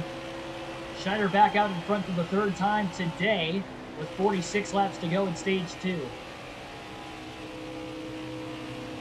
Rod G, welcome to the stream. Aaron Rodgers starting today. Yes, he is. Got my Rodgers jersey on. I'm ready to go. Go Pack, go. Opening Sunday. I got an entry in this contest I'm playing that I've been playing the last few years on my betting site that I have. You have to pick one NFL team every week to win, but once you pick that team, you can't pick them again the rest of the year. I have them beating the Saints today in one of those entries, and then I had the Buccaneers beating the Cowboys on Thursday night as one of my other entries, and Tampa Bay won. So I guess no matter what, I'm going on to week 2, but I don't want to lose one of my 2 entries this week, because that would not be good, especially with the extra week they have this year. I made it to week 14 last season in this contest, and then the first year I did it 2 years ago, I made it to week 11. It's just you get so far into it, you have to like manage like who's playing who throughout the course of the week. Because I mean, you don't want to take like Tampa Bay now or Green Bay now, but I was looking at the matchups this week, and there's so many toss-up matches. I just didn't feel 100% comfortable taking some of these other teams, so that's why I went with what I did. And I feel like the only reason I took the Packers is neutral stadium. I would not have taken them on the road at New Orleans, only because you have to be 100% sure a specific team's going to win.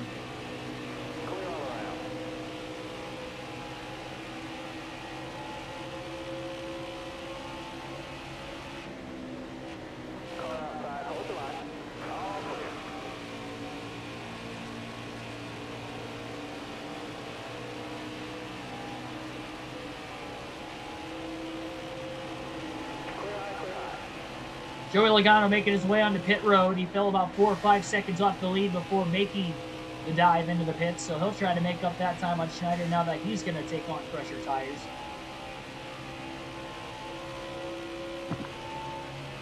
Talking about Scott Bloomquist?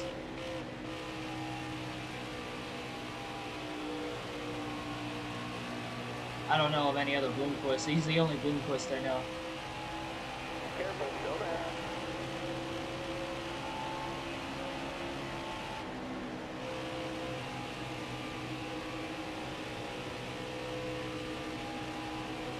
Hold your line, stay high. Bottom clear. Says money in spots. Who says that?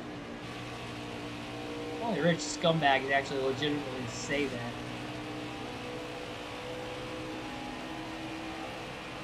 Well, Schneider back to a 1-lap lead on the field again, but that is because he has not made his final stop of stage number 2, where everybody else has.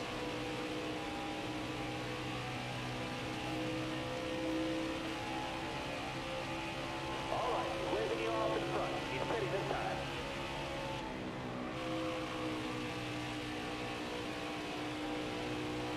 Joy making the dive to pit road. Kevin Harvick on his way in.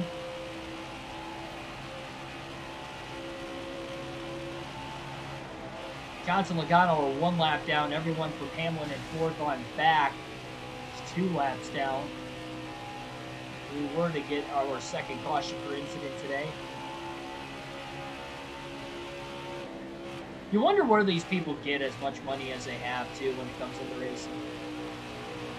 Kind of like BJ McLeod in the Cup Series, like he's got his own Cup team and Xfinity team, and he didn't really, like, he wasn't even in NASCAR like 5 years ago, so you just wonder, like, where did he get this money from, and where did he come from? I guess I heard he's won like a couple hundred late model races on dirt, so maybe that's where he got his money from.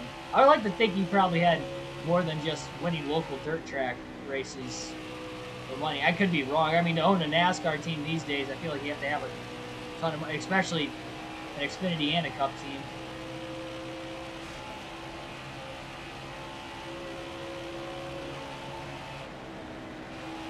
Just, you know, these people that have, like, Quinn Houff. Like, outside, like, he's got very little starts in NASCAR. He's super young. Where did he come up from? Because he's only 23 years old. He's in his second year in the Cup Series. Like, where is he? Obviously, he's got this, you know, sponsorship money, which is why Starcom picked him as his driver for last season. But, you know, with this little experience, it's just like, where does his money come from? Anthony, as you kind of said, I guess it kind of grows on trees for him. Kind of seems like. Jimmy Johnson has made his way back up to second place. He seems to be getting by Logano. Seems like Johnson's got a really good short run car. That's why he's able to contend with the 22 and the 99, but as the run fades, he fades even worse. He was 5 seconds behind Logano when the pit stop started. I think he may have pitted a lap or two before as well, so maybe that is part of why he cut into that deficit a little sooner.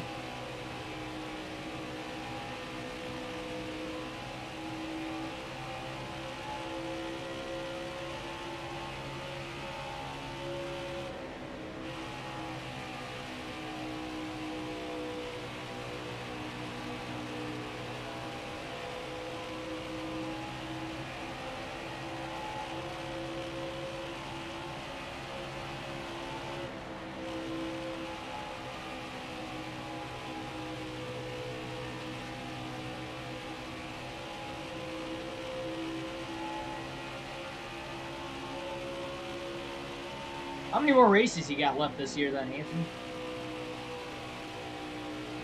Middle of September, I would assume it's probably towards the end of the season. I know our local dirt tracks up here usually end like late September, early October. We got like a few more weeks left. I know like Attica Raceway Park, they close like at the end of September, and usually Fremont goes a few weeks longer. Careful, still there. These are my two localist dirt tracks, both within like 45 minutes of me.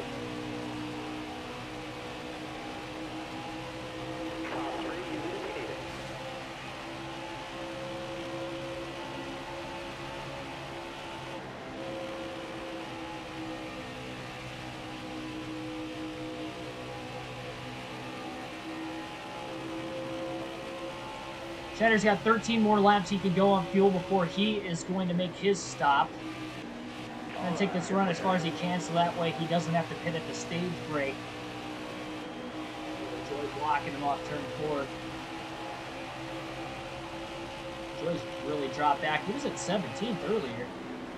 Inside. On the brakes, nowhere to go. Just thinking about going up the middle. And he does. A little contact with Chastain. Would have been worse.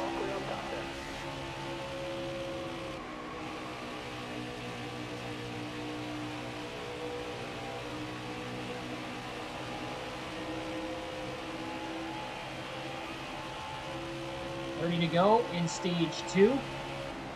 Got one down low now. Clear down low.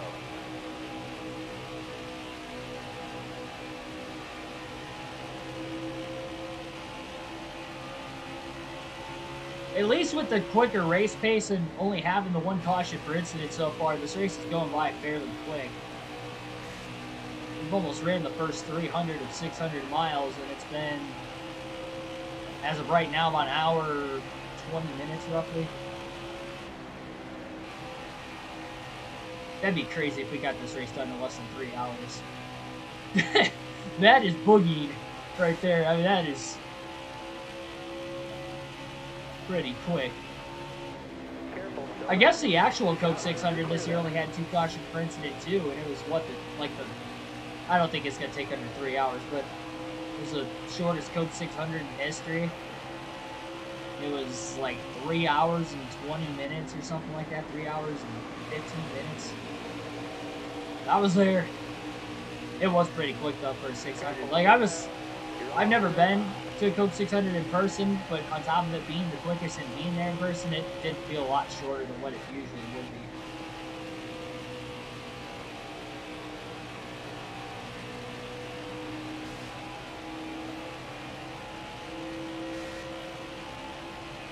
And 27 to go, stage 2. Oops. Well, that's going to wear out the right sides a little more. A little too wide getting into turn 1. We're all right.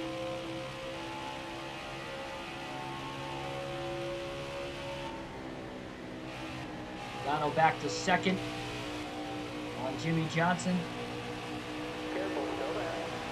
Battling back and forth right now. No lap traffic directly in front of them, though we'll be catching more cars fairly soon.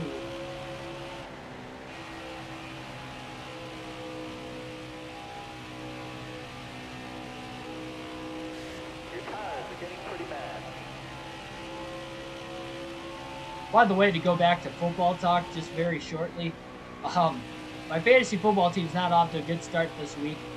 I had only 4 points for Leonard Fournette, and I had 7 points for my kicker this last weekend, or on Thursday night, Ryan Suckup. So I need a very big game out of Kyler Murray, DeAndre Hopkins. Like, even if Tanya could score a touchdown, that'd be great.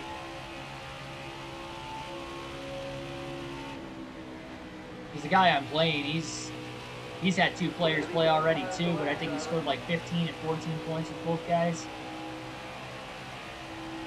And it's hard to score in my league too. Usually it's like if you score 80 points, you got a good shot to win. So, let's see. Breakfast at 1 o'clock. Are you on the West Coast? That would be more.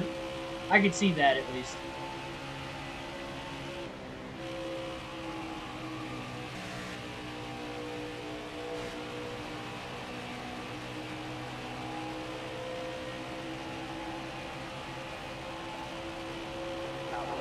Four more laps of fuel for Schneider.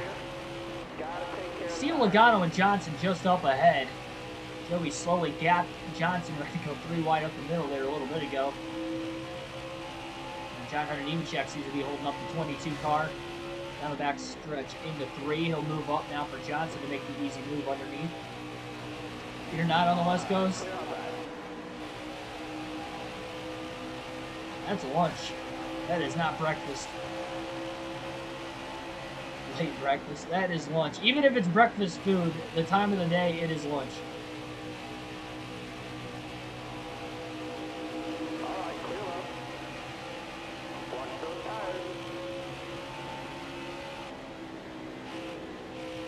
Just sends it. Gets by Jimmy Johnson. Stay out 1 more lap. It's going to be really tight on fuel in stage number 3. He's trying to take this run as far as he possibly can. Not that pressure tires. I mean, obviously the tires are more than evened out now with the quick lap times he's been running. Going to put Logano a 2nd lap down, but Schneider will be coming onto pit road this time. So it'll be a 4-tire stop. So he'll make that huge left turn down onto the apron to head to pit road. Got to make sure he doesn't speed, and he did not. 3rd green flag stop of the day. 4 fresh tires, full tank of fuel, no adjustments for the 99 crew.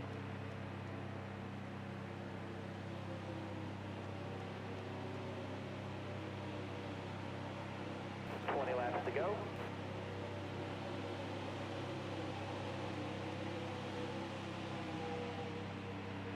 It's a brunch. Brunch is like 10, 11 o'clock in the morning to me. That's brunch.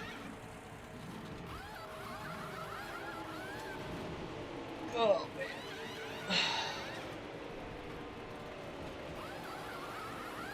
17.2 seconds stop. About right in the middle of the stops we have so far had today for speed purposes. It looks like Schneider will cycle back out as the race leader.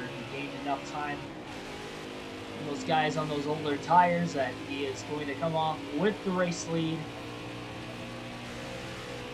3 cars on the lead lap. Schneider in the race lead, Joey Logano second, and Jimmy Johnson third. Remember, our only caution of stage number 1 came out at lap 88, which would have been with 13 laps to go in stage number 1. If that happens again here, Schneider might be a sitting duck if the rest of the field pits and trying to win the stage, especially with how much slower his car is at the beginning of the run. He's not going to have any chance to keep up with those guys.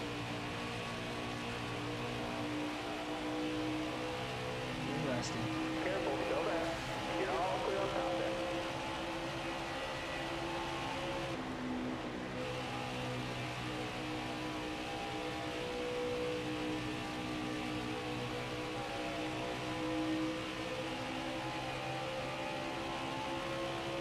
Kyle Busch in 5th place right up ahead. It's going to be in danger of going 2 laps down, it looks like. Hold that line. Up the middle. 3 wide between Busch and Buescher. Hold your line, got one inside. All right, clear up. 10, 10, 30. They always get up at 6:30. Yeah, that's a reasonable brunch time. 11 o'clock is like the latest brunch. That is kind of rolling into lunch a little bit there. Still there? All right, you're clear there.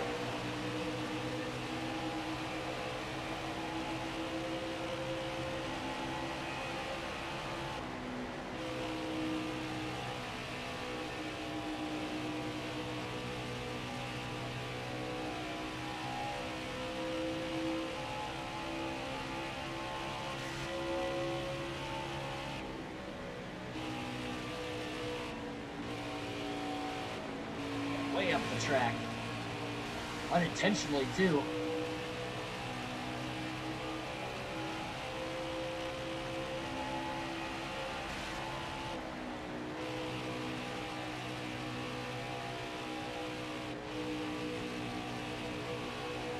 Careful, still there. Clear all around. 19 seconds ahead of Logano and Johnson. Big question now is, will Jimmy and Logano be able to stay on the lead lap to the end of the stage? Schneider with these 20-lap pressure tires is closing back in slowly on him.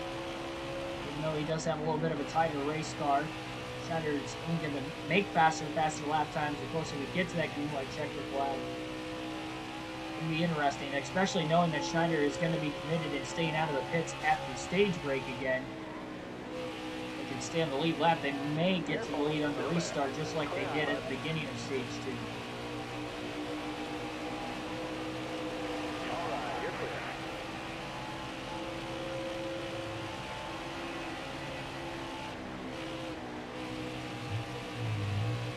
Schneider's definitely trying to put together some really good lap times and push to the end of the stage because of it.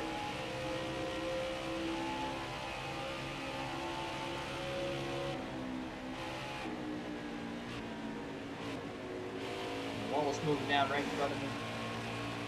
That was a really wide arc by Wallace getting into the corner. I thought he was going to run the high side. How late into the corner he was diving down.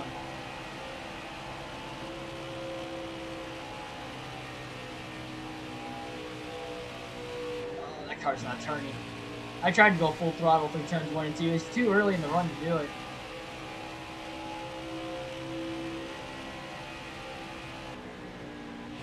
Cut the straightaway speed down the back with having to lift that late on corner exit.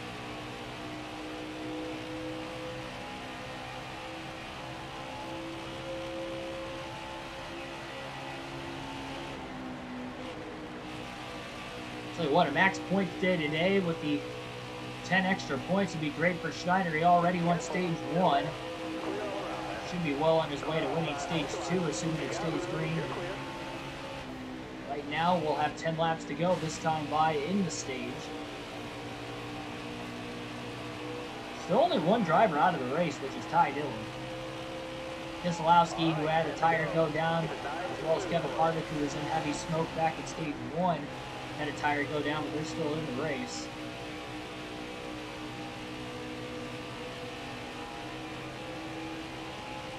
The weekend I wake up between 8.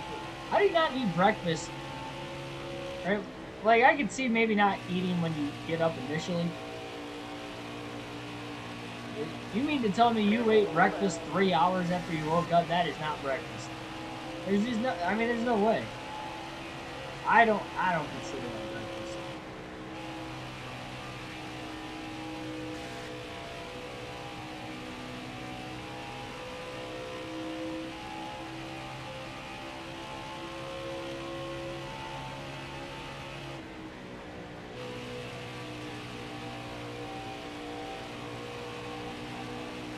Back to about 25 seconds off the lead.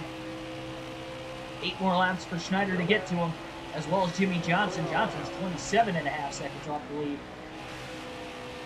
2 seconds behind Logano. Got a decent amount of lap traffic ahead of him right now.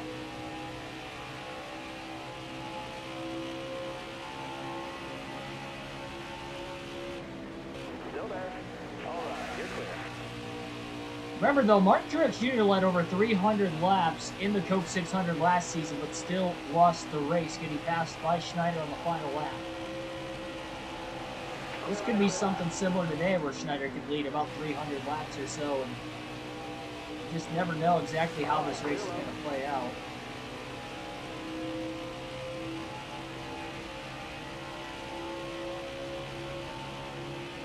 Okay, gotcha. I usually eat right when I get up. Head downstairs. Usually it's water, except for a work day, only because I have to get up for work at 5 a.m. I'm not eating that early, but I'll just wait till my first break at 9 to grab something to eat. Still there. But yeah, days I have off, wake up, go downstairs, find some breakfast. You got room, you're clear there. Got one peeking outside. You got room, you're clear. Hop and shine. Or if I end up going golfing in the morning, what I'll do is I'll just wake up, go golfing, maybe grab something quick as I'm heading out the door to eat, and then take a shower when I get home, just because especially in the morning where it's like dewy, there's usually a lot of grass that gets like kind of picked up and stuff. And go about the rest of my day after that. Still there. You got room, you're clear there. I've been hooked on peanut butter sandwiches for a while now. If I have to grab something quick.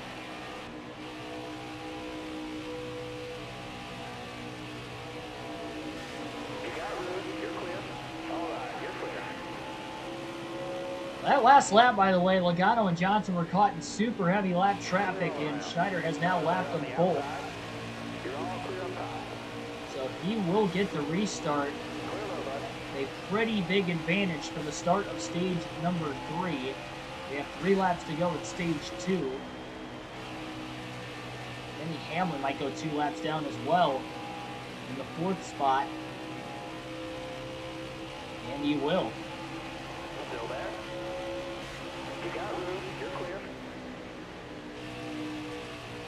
Truex in 8th place is 3 laps down.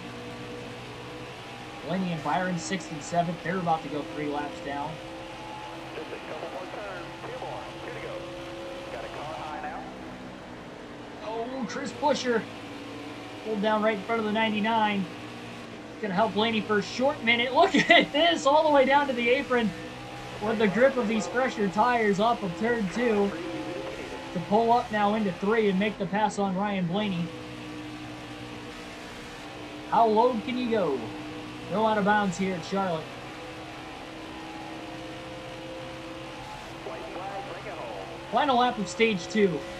The high downforce package definitely allows you to be able to do that, because you would not have been able to do that with 750 horsepower. We would have spun out immediately. And even with older tires with this package, we would have spun out.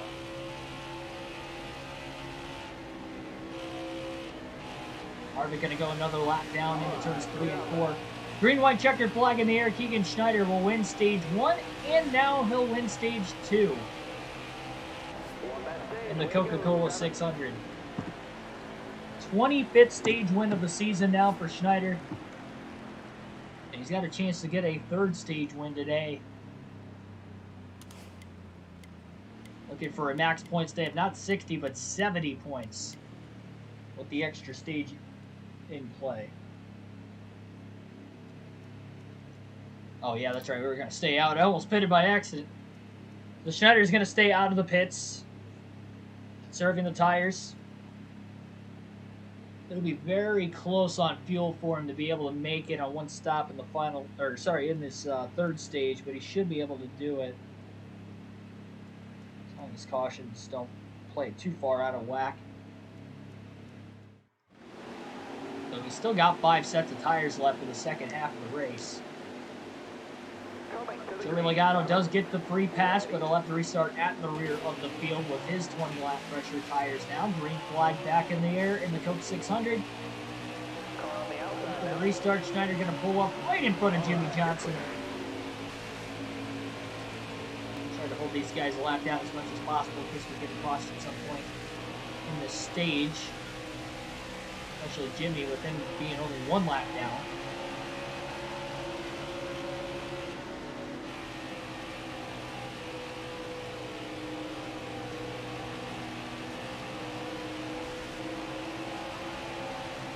Byron, Hamlin side by side. Byron 3 laps down, Hamlin 2 laps down though.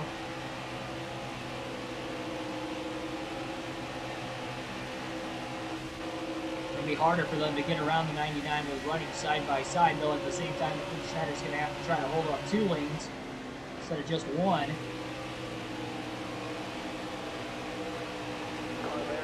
So far so good. Byron got really close, so that left rear corner panel off in turn 4.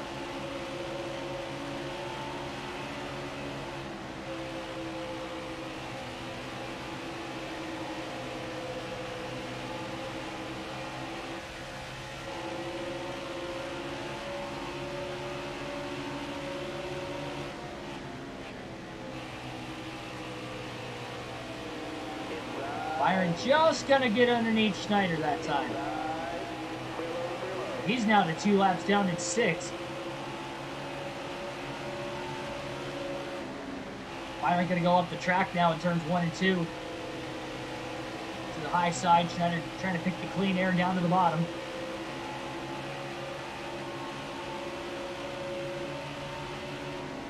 Byron again up high through 3 and 4. Schneider cuts to the inside, which has been Schneider's preferred lane through most of the race anyway. That was Schneider's fastest lap of the race as well. 29.820.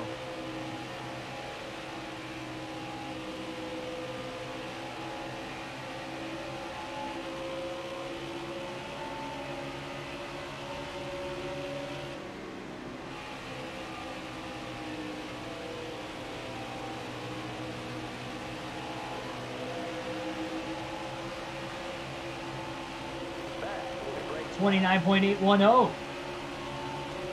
Even better the next lap.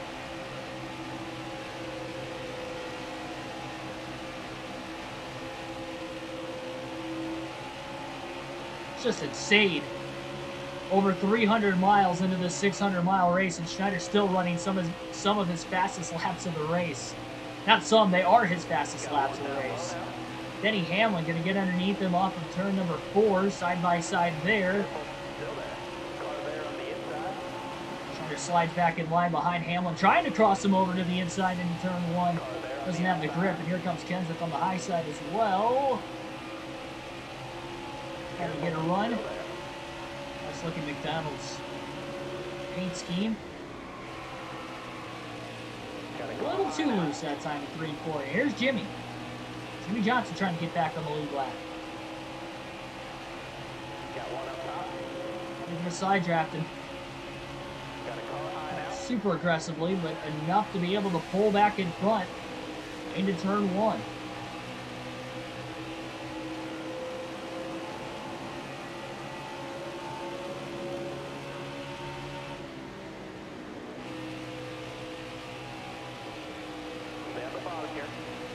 You're back to the inside of Kenseth again.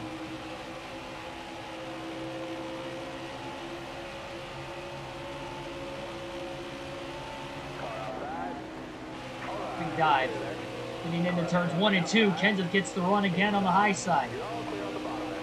Just zipped right around Schneider.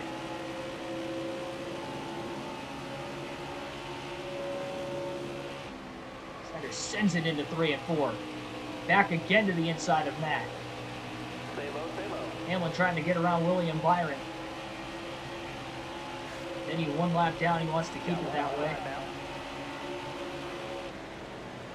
Schneider sends it deep into turns 1 and 2 as he pulls up in front of Kenseth. Johnson out of the inside of the 42 car as well off of turn 2.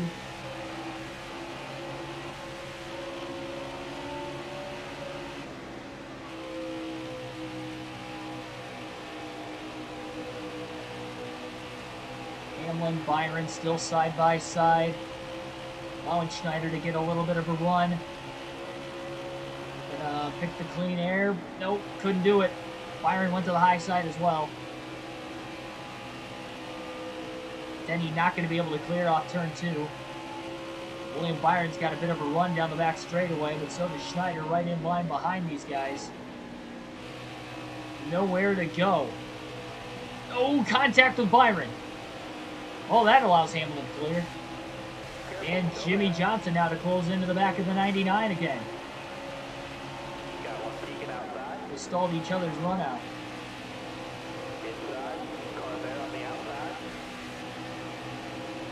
Schneider blocks Byron off of turn 2. Johnson still underneath the 24 car as well. Into turn 3. Oh boy, Schneider almost slid into Hamlin as he just gets underneath him. Big side draft though. Trying to get away from him now. Run as low as he can. Next to that turf on the inside of the track through the front stretch.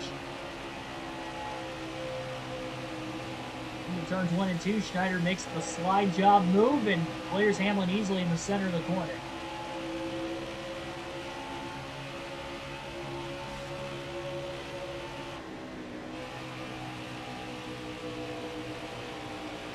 Yama's actually made his way through over half the field right now after restarting at the back. About 5.5 seconds off the lead. Getting that free pass at the end of stage 2. Just tuning in, only 1 caution for incident still. Back on lap 88 in this race in stage 1. Stage 2 went caution free. And early into stage 3 so far we're caution free. Schneider can go about 25 more laps on fuel. Or he'll have to make his 4th stop of the race. Everybody else will be able to go about 15 laps roughly further. Schneider should be able to make it on 1 stop. It will be close, but I think he'll have enough. If we have another green flag stage for him to be able to go all the way to the finish.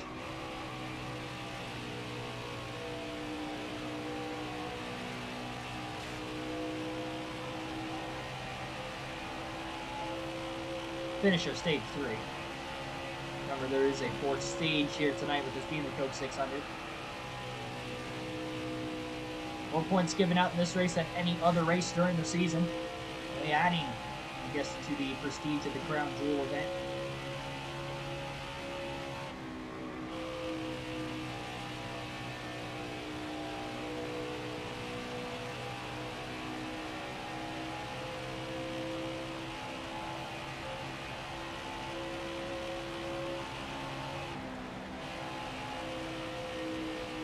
We'll have traffic coming up with the slower cars. Probably by the time Schneider gets off turn 4, we'll catch that first lapper of Ross Chastain. And that's indeed going to happen. Chastain giving him plenty of bottom to make his way around.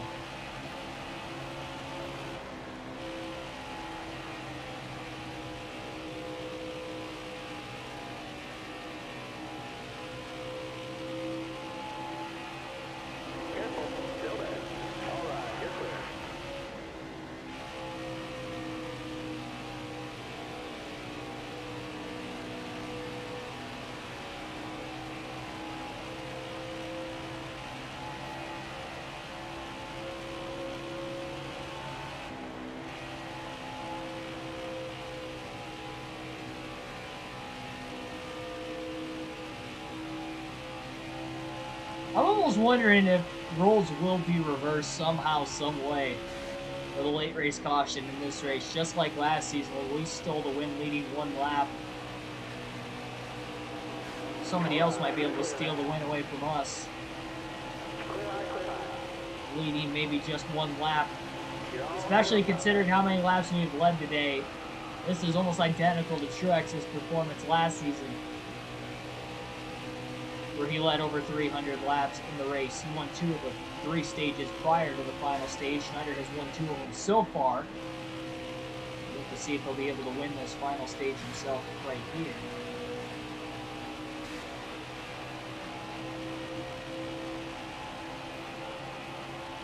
Oh, Wall is pulling low. Schneider just ran right into the back of him.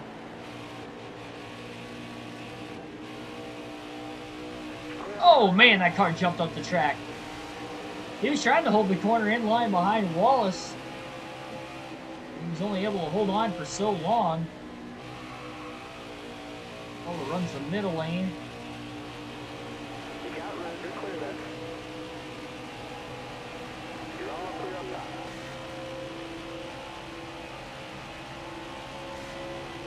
Logano will take this lead back briefly once Schneider pits.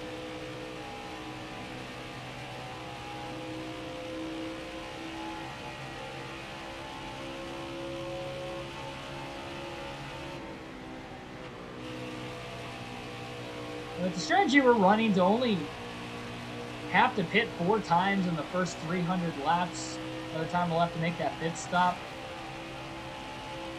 Again, that puts us in a very good situation where we shouldn't have to worry about tires at all the rest of the race.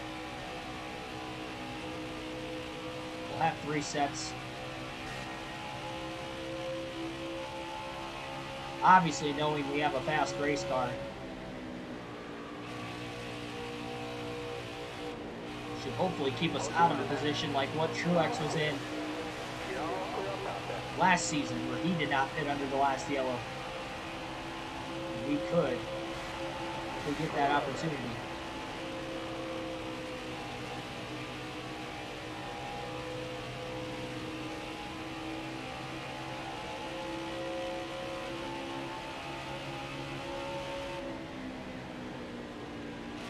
Say hi, say hi.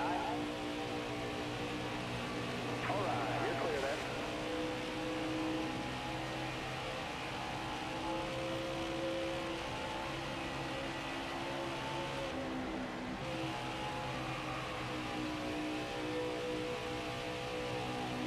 All right, you're clear.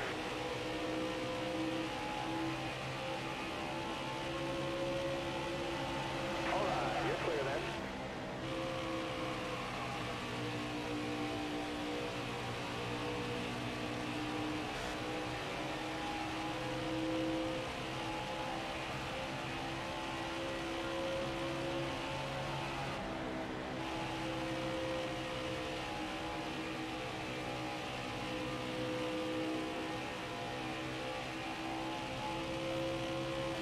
Team more laps of fuel.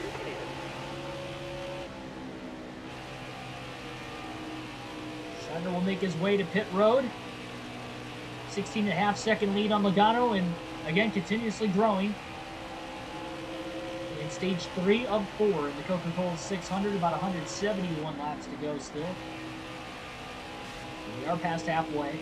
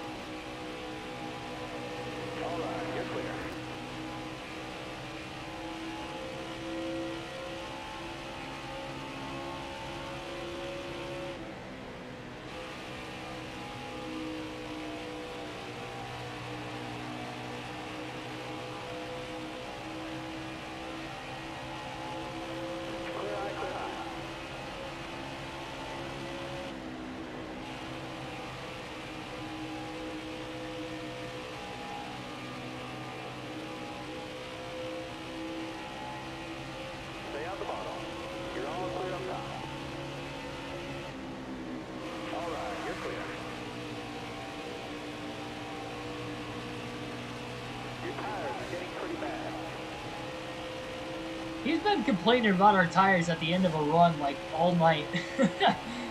Even though we can stretch the tires out to the end of the fuel run no problem without even having to like save anything. Tires are getting pretty bad. Sometimes you just gotta ignore your crew chief, I guess. Let the driver be the race strategist every now and then.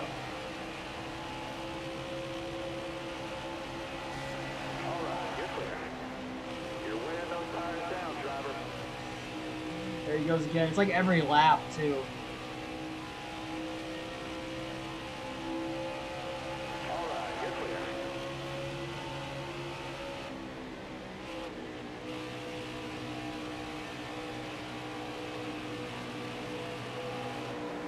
Whoa, man, that was a closing right behind Matt DiBenedetto. A lot of it was because he was stuck behind an even slower car in front of him, of Chad Fincham on the high side.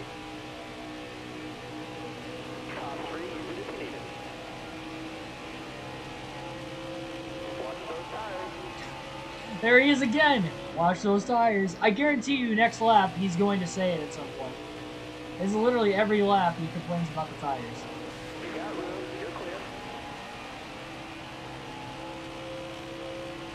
Alright. What point this lap is he going to say something about the tires? I'm waiting for it.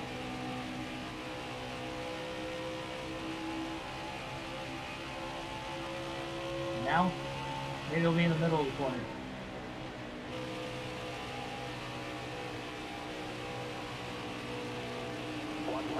Yeah, there it is, off turn. I was waiting for it.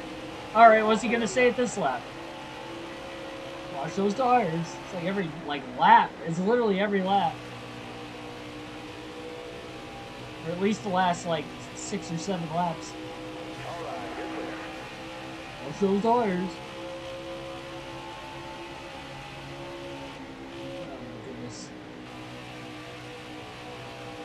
Logano might end up losing a lap right before Schneider has to pit. We go a few more laps. 3 wide. Clearing everybody into turn 1. Yeah, the tires will last, buddy. Easy, peace. They're usually not that bad, but talk about your tires every 10 seconds. Logano just went a lap down into turn 1 that lap. Schneider leads.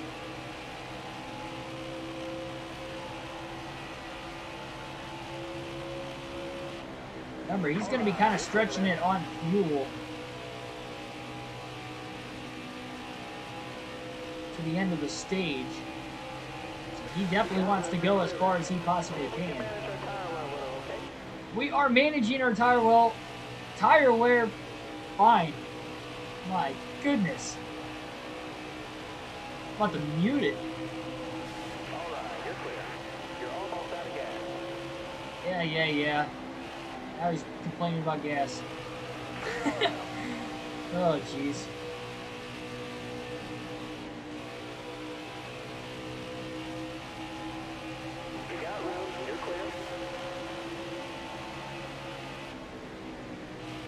Schneider gonna stay out one more lap.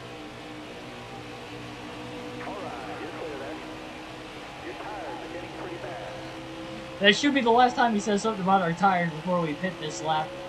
60 laps to go in stage 2. He's able to make it 59 laps before, so that's another reason why Schneider wanted to try to make it one more lap. He's got into Cole Custer. Full loose off turn 2 as the car's starting to sputter now down the back straightaway, so Schneider is out of gas. Limping the car into turn 3, trying to make sure he gets to the bottom of the racetrack, and he'll make his way to pit road. So lost a little bit of time there, but he should be all right for the most part. 4 fresh tires, as our crew chief has been trying to tell us to pit for about 15 laps now. No adjustments to the 99 car this time.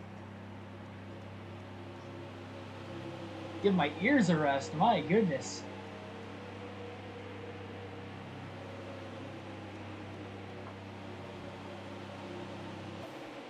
You know how annoying that would be for an actual driver trying to focus on running the best laps he possibly can for like 15 laps when his crew chief's like, watch those tires, those tires are getting pretty old, watch those tires. My goodness. 15.4 second pit stop. That's actually the fastest stop of the 4 green flag stops so far tonight for Schneider. That'd be hilarious if we were just exiting pit road. He's like, watch those tires. That would have been the final straw.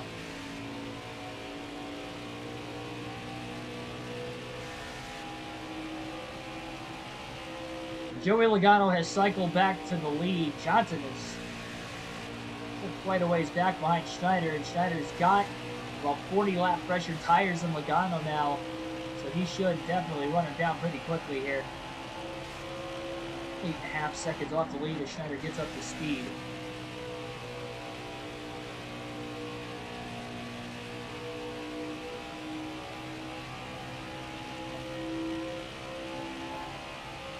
And for fuel purposes, it's going to be pretty close for Schneider if this stays green to the end of stage 3 to be able to make it.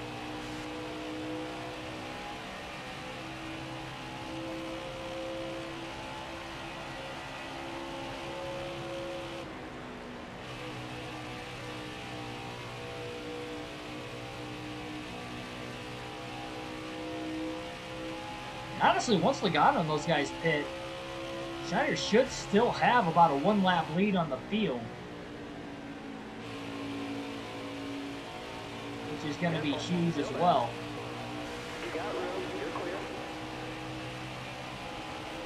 He may cycle ahead of Logano before Joey Logano hits pit road. I'm not going to guarantee that.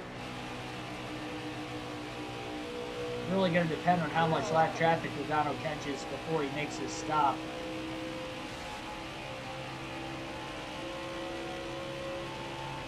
Probably got 10 laps, roughly, before he pits. I guess Schneider might have a really good chance of catching him, actually. He's already only 4.5 seconds off the lead. Start-finish line that time. 40 lap pressure tires will do here, Charlie.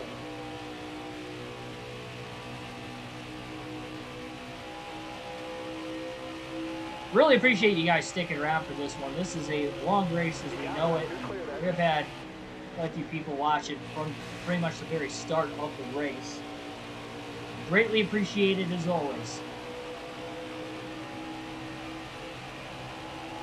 Schneider's about a second a lap faster on these pressure tires than what Joey Logano's pace is right now. Schneider was going to go to the middle there, and Byron wanted the same line. Schneider just avoided him to the outside.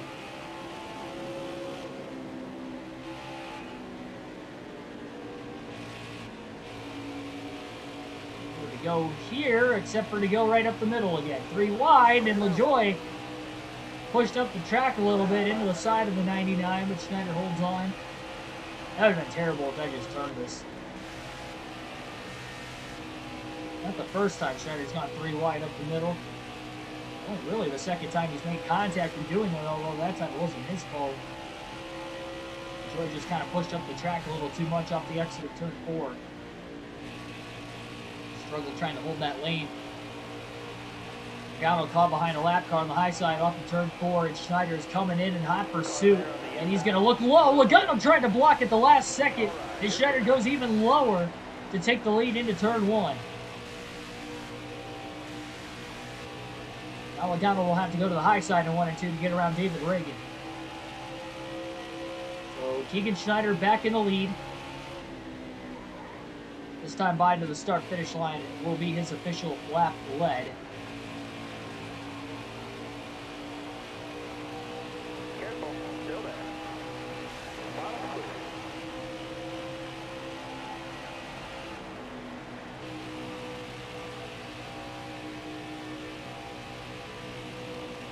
Careful, still there.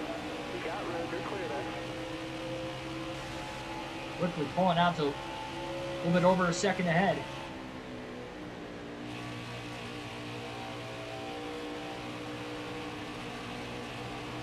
Careful, still there. Clear low, bud.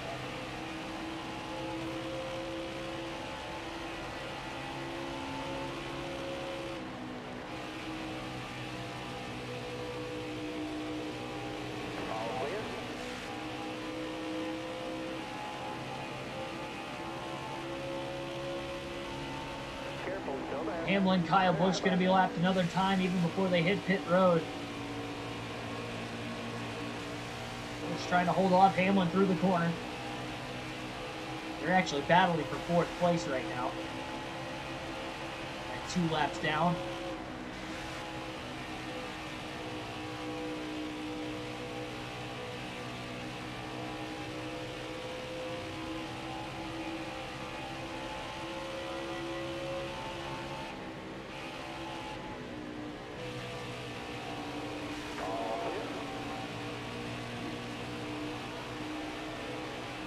I'm curious to see, especially, you know, assuming we hang on to win the regular season championship, just exactly how many playoff points we're going to have when we start the playoffs.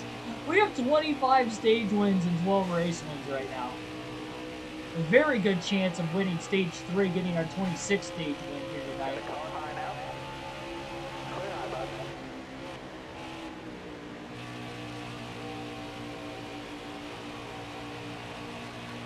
Yeah, this is about as close to 10 laps on the field as we got in the petty days. Just about, that's for sure. Jimmy Johnson's going to lose his lap before he hits pit road.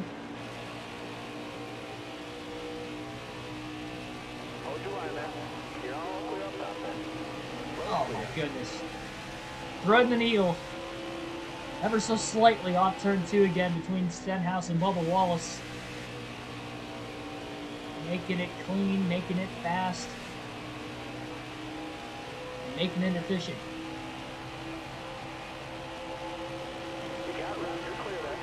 I'm curious to see if we could break the record for the shortest Coke 600.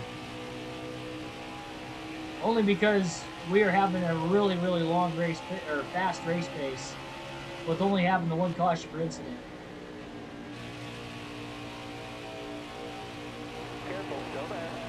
I'll have to look on Racing Reference at the end of the stage or my next green flag pit stop, whatever comes first, assuming we can make it on fuel. Right now we're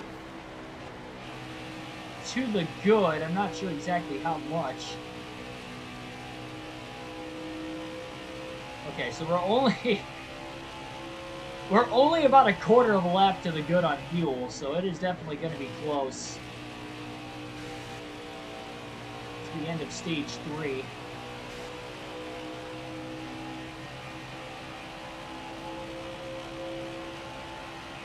That's the one bright spot though. If we get a cautions, we'll for sure make it.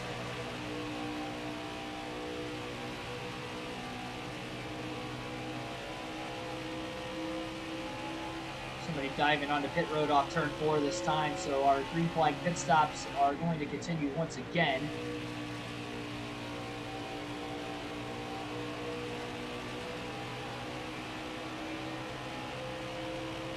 William Byron was the first driver to hit the pits.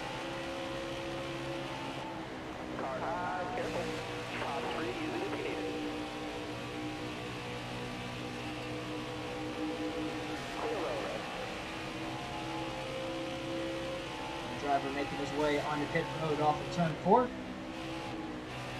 that will continue until the rest of the field will cycle through their stage 3 pit stops.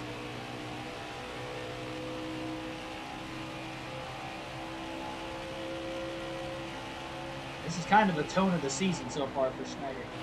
Maybe we have a chance to drop that average finish below 4. We can go on to win this race today. Got 4.1 coming into this one. For the first 17 races. Joey Gase. I think he wanted to pit that time. Hopefully he didn't. He definitely couldn't make his way on. Oh, that was a gap right there. Good thing Blaney was still on the apron of the racetrack trying to get up to speed. That was close to 4 wide as we've seen all day.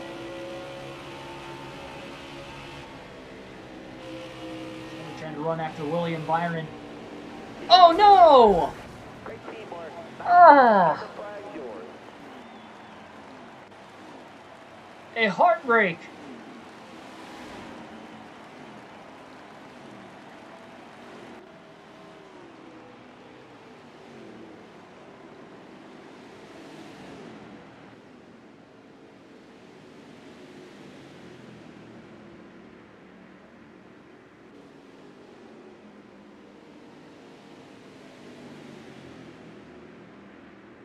I had no chance to catch that.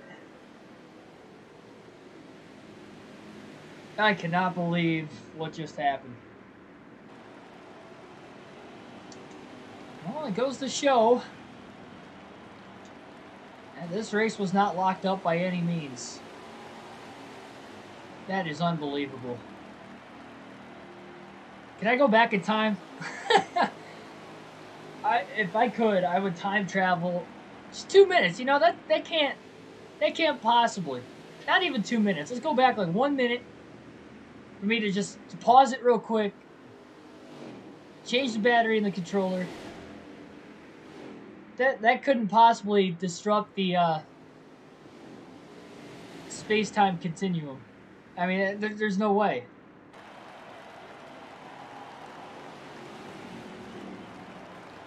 The battery died, but it was weird because it went up the track before it actually alerted me that the battery died. So I had no chance to even pause it like I would do before.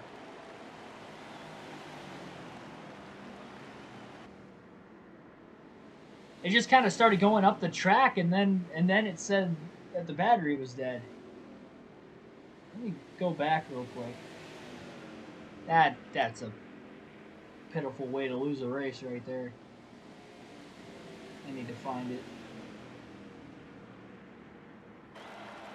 Not so much for making this the shortest Coke 600 of all time.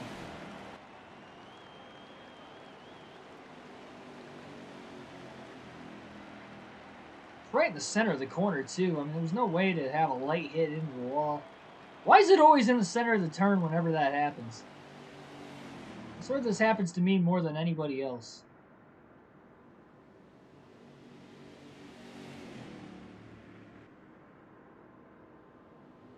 Yeah, I mean, it was very, very brief, but it went up the track before it said that the battery disconnected.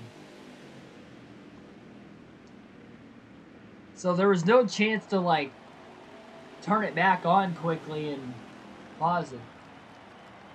For one, it was in the center of the corner, but even, like, I mean, it was going up the track before it even said anything. It looked like a right front tire blew out.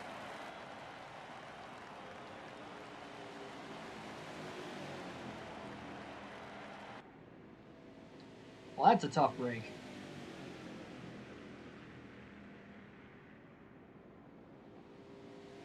The game should pause when that happens. It should, like any other game. Like any other sports game I've played, if the battery dies, oh, okay, let me just change the battery out real quick and... Jeez, Pete's.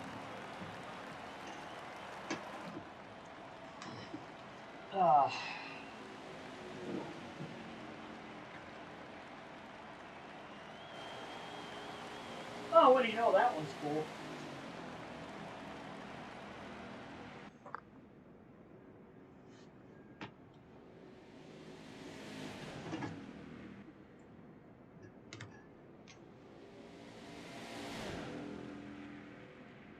See, the thing is, too, like... We'll exit out of here and check the finishing results. Man, that's tough. They're just dominating this race. It said my battery was low, like midway through stage 2. And it actually lasted like another 100 laps. It usually doesn't go quite that far. It'll probably go about another 20 minutes, but it went a long time. I meant to change my controller out at the end of stage 2, and I just completely forgot. That is not good. So our stage 3 results are just going to end up being whatever the race finishing order was for the top 10. Oh my goodness. Upset winner. So not every time you DNF, but sometimes when you DNF in this game, it randomizes the finishing order. John Hunter Nemechek has just won the Coca-Cola 600, his first career win. And talk about an upset, because that is going to lock him into the playoffs with just 8 races remaining. I don't want to run the whole race again. I mean, that took us like 2 hours just to get to where we were. Over 2 hours. I don't want to run that again. I did say the last time that happened, when we did reboot it and finish the rest of the race, that if that happened again, then I was gonna fault myself for not charging the controller. So I think I got to stick to my word on that one, because at the end of the day, if I just wanted to change the controller, that wouldn't have happened. Yeah, it randomized the order quite a bit. Matt Kenseth finished second. He was in the top 10, but he was like 8th to 10th most of the race.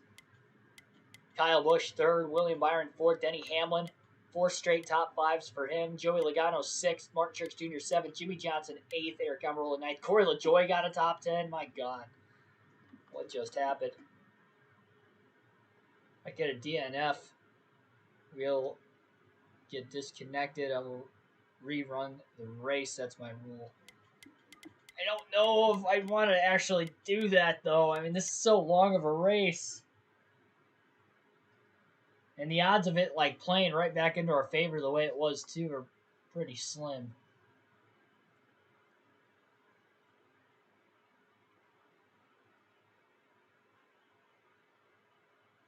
How many laps did we have left?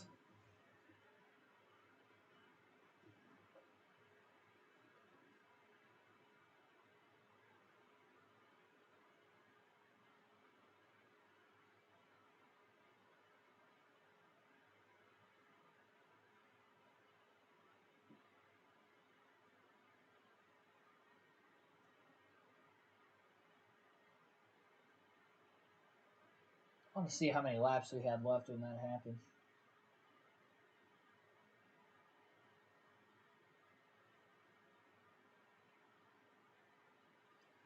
I mean, we were past halfway through stage 3. We had 141 laps to go. Everyone's running order is most likely the same in the top 10 except for John Hunter and LaJoy. Yeah, I'd say so. Everybody else was in the top 10.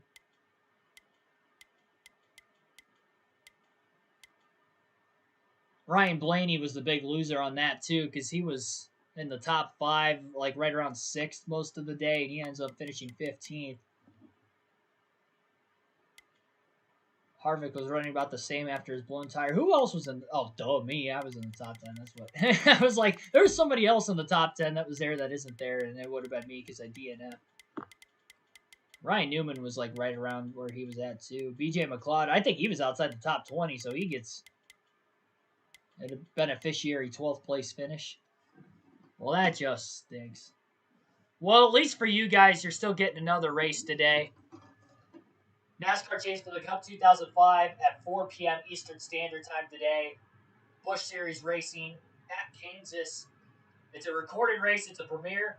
First ever premiere on the channel. So hopefully you tune in. I will be in the chat throughout the course of the race. And I will tell you right now, it was a wild, wild race. Very crazy in the second half especially. So definitely want to tune in for that one. I guess where we leave off, like, share, and subscribe for more daily NASCAR content. John Hunter Nemechek wins the Coca-Cola 600. We have 8 races to go in the playoffs. Our next race will be at Iowa on the channel tomorrow. You don't want to miss that race. 6 p.m. Eastern Standard start time tomorrow evening at Iowa Speedway. And then we will run our Pocono doubleheader on Tuesday and Wednesday night before I leave for Bristol. So then we will have just 5 races left until the playoffs when I go to Bristol. And I won't be back until the Monday after the race. And I don't know exactly what time I'm going to be home. If I get home early enough, I'll stream Monday night. But if not, then I won't. But I will have NASCAR Chase for the Cup 05 recorded. One of those recordings is going to play today. But I do have a couple other races that are recorded and ready to go for when the time comes. So we'll have a premiere Thursday, Friday, likely Saturday as well. I'm not quite sure if we're going to have one on Sunday or not. I would have to record another race if I'm going to, which I could probably just record another Busch Series race. So, well, I guess with DNF, well, I don't have time to do that now. I wouldn't get it done before the Packers game start. Well, I might. I don't want to risk it, though. But you guys are not done with the action yet on the channel, although I am. But we'll watch the race together later on today. So hope to see you guys then. Like, share, and subscribe. We'll catch you guys at 4 o'clock. Have a good one. Go Pack, go.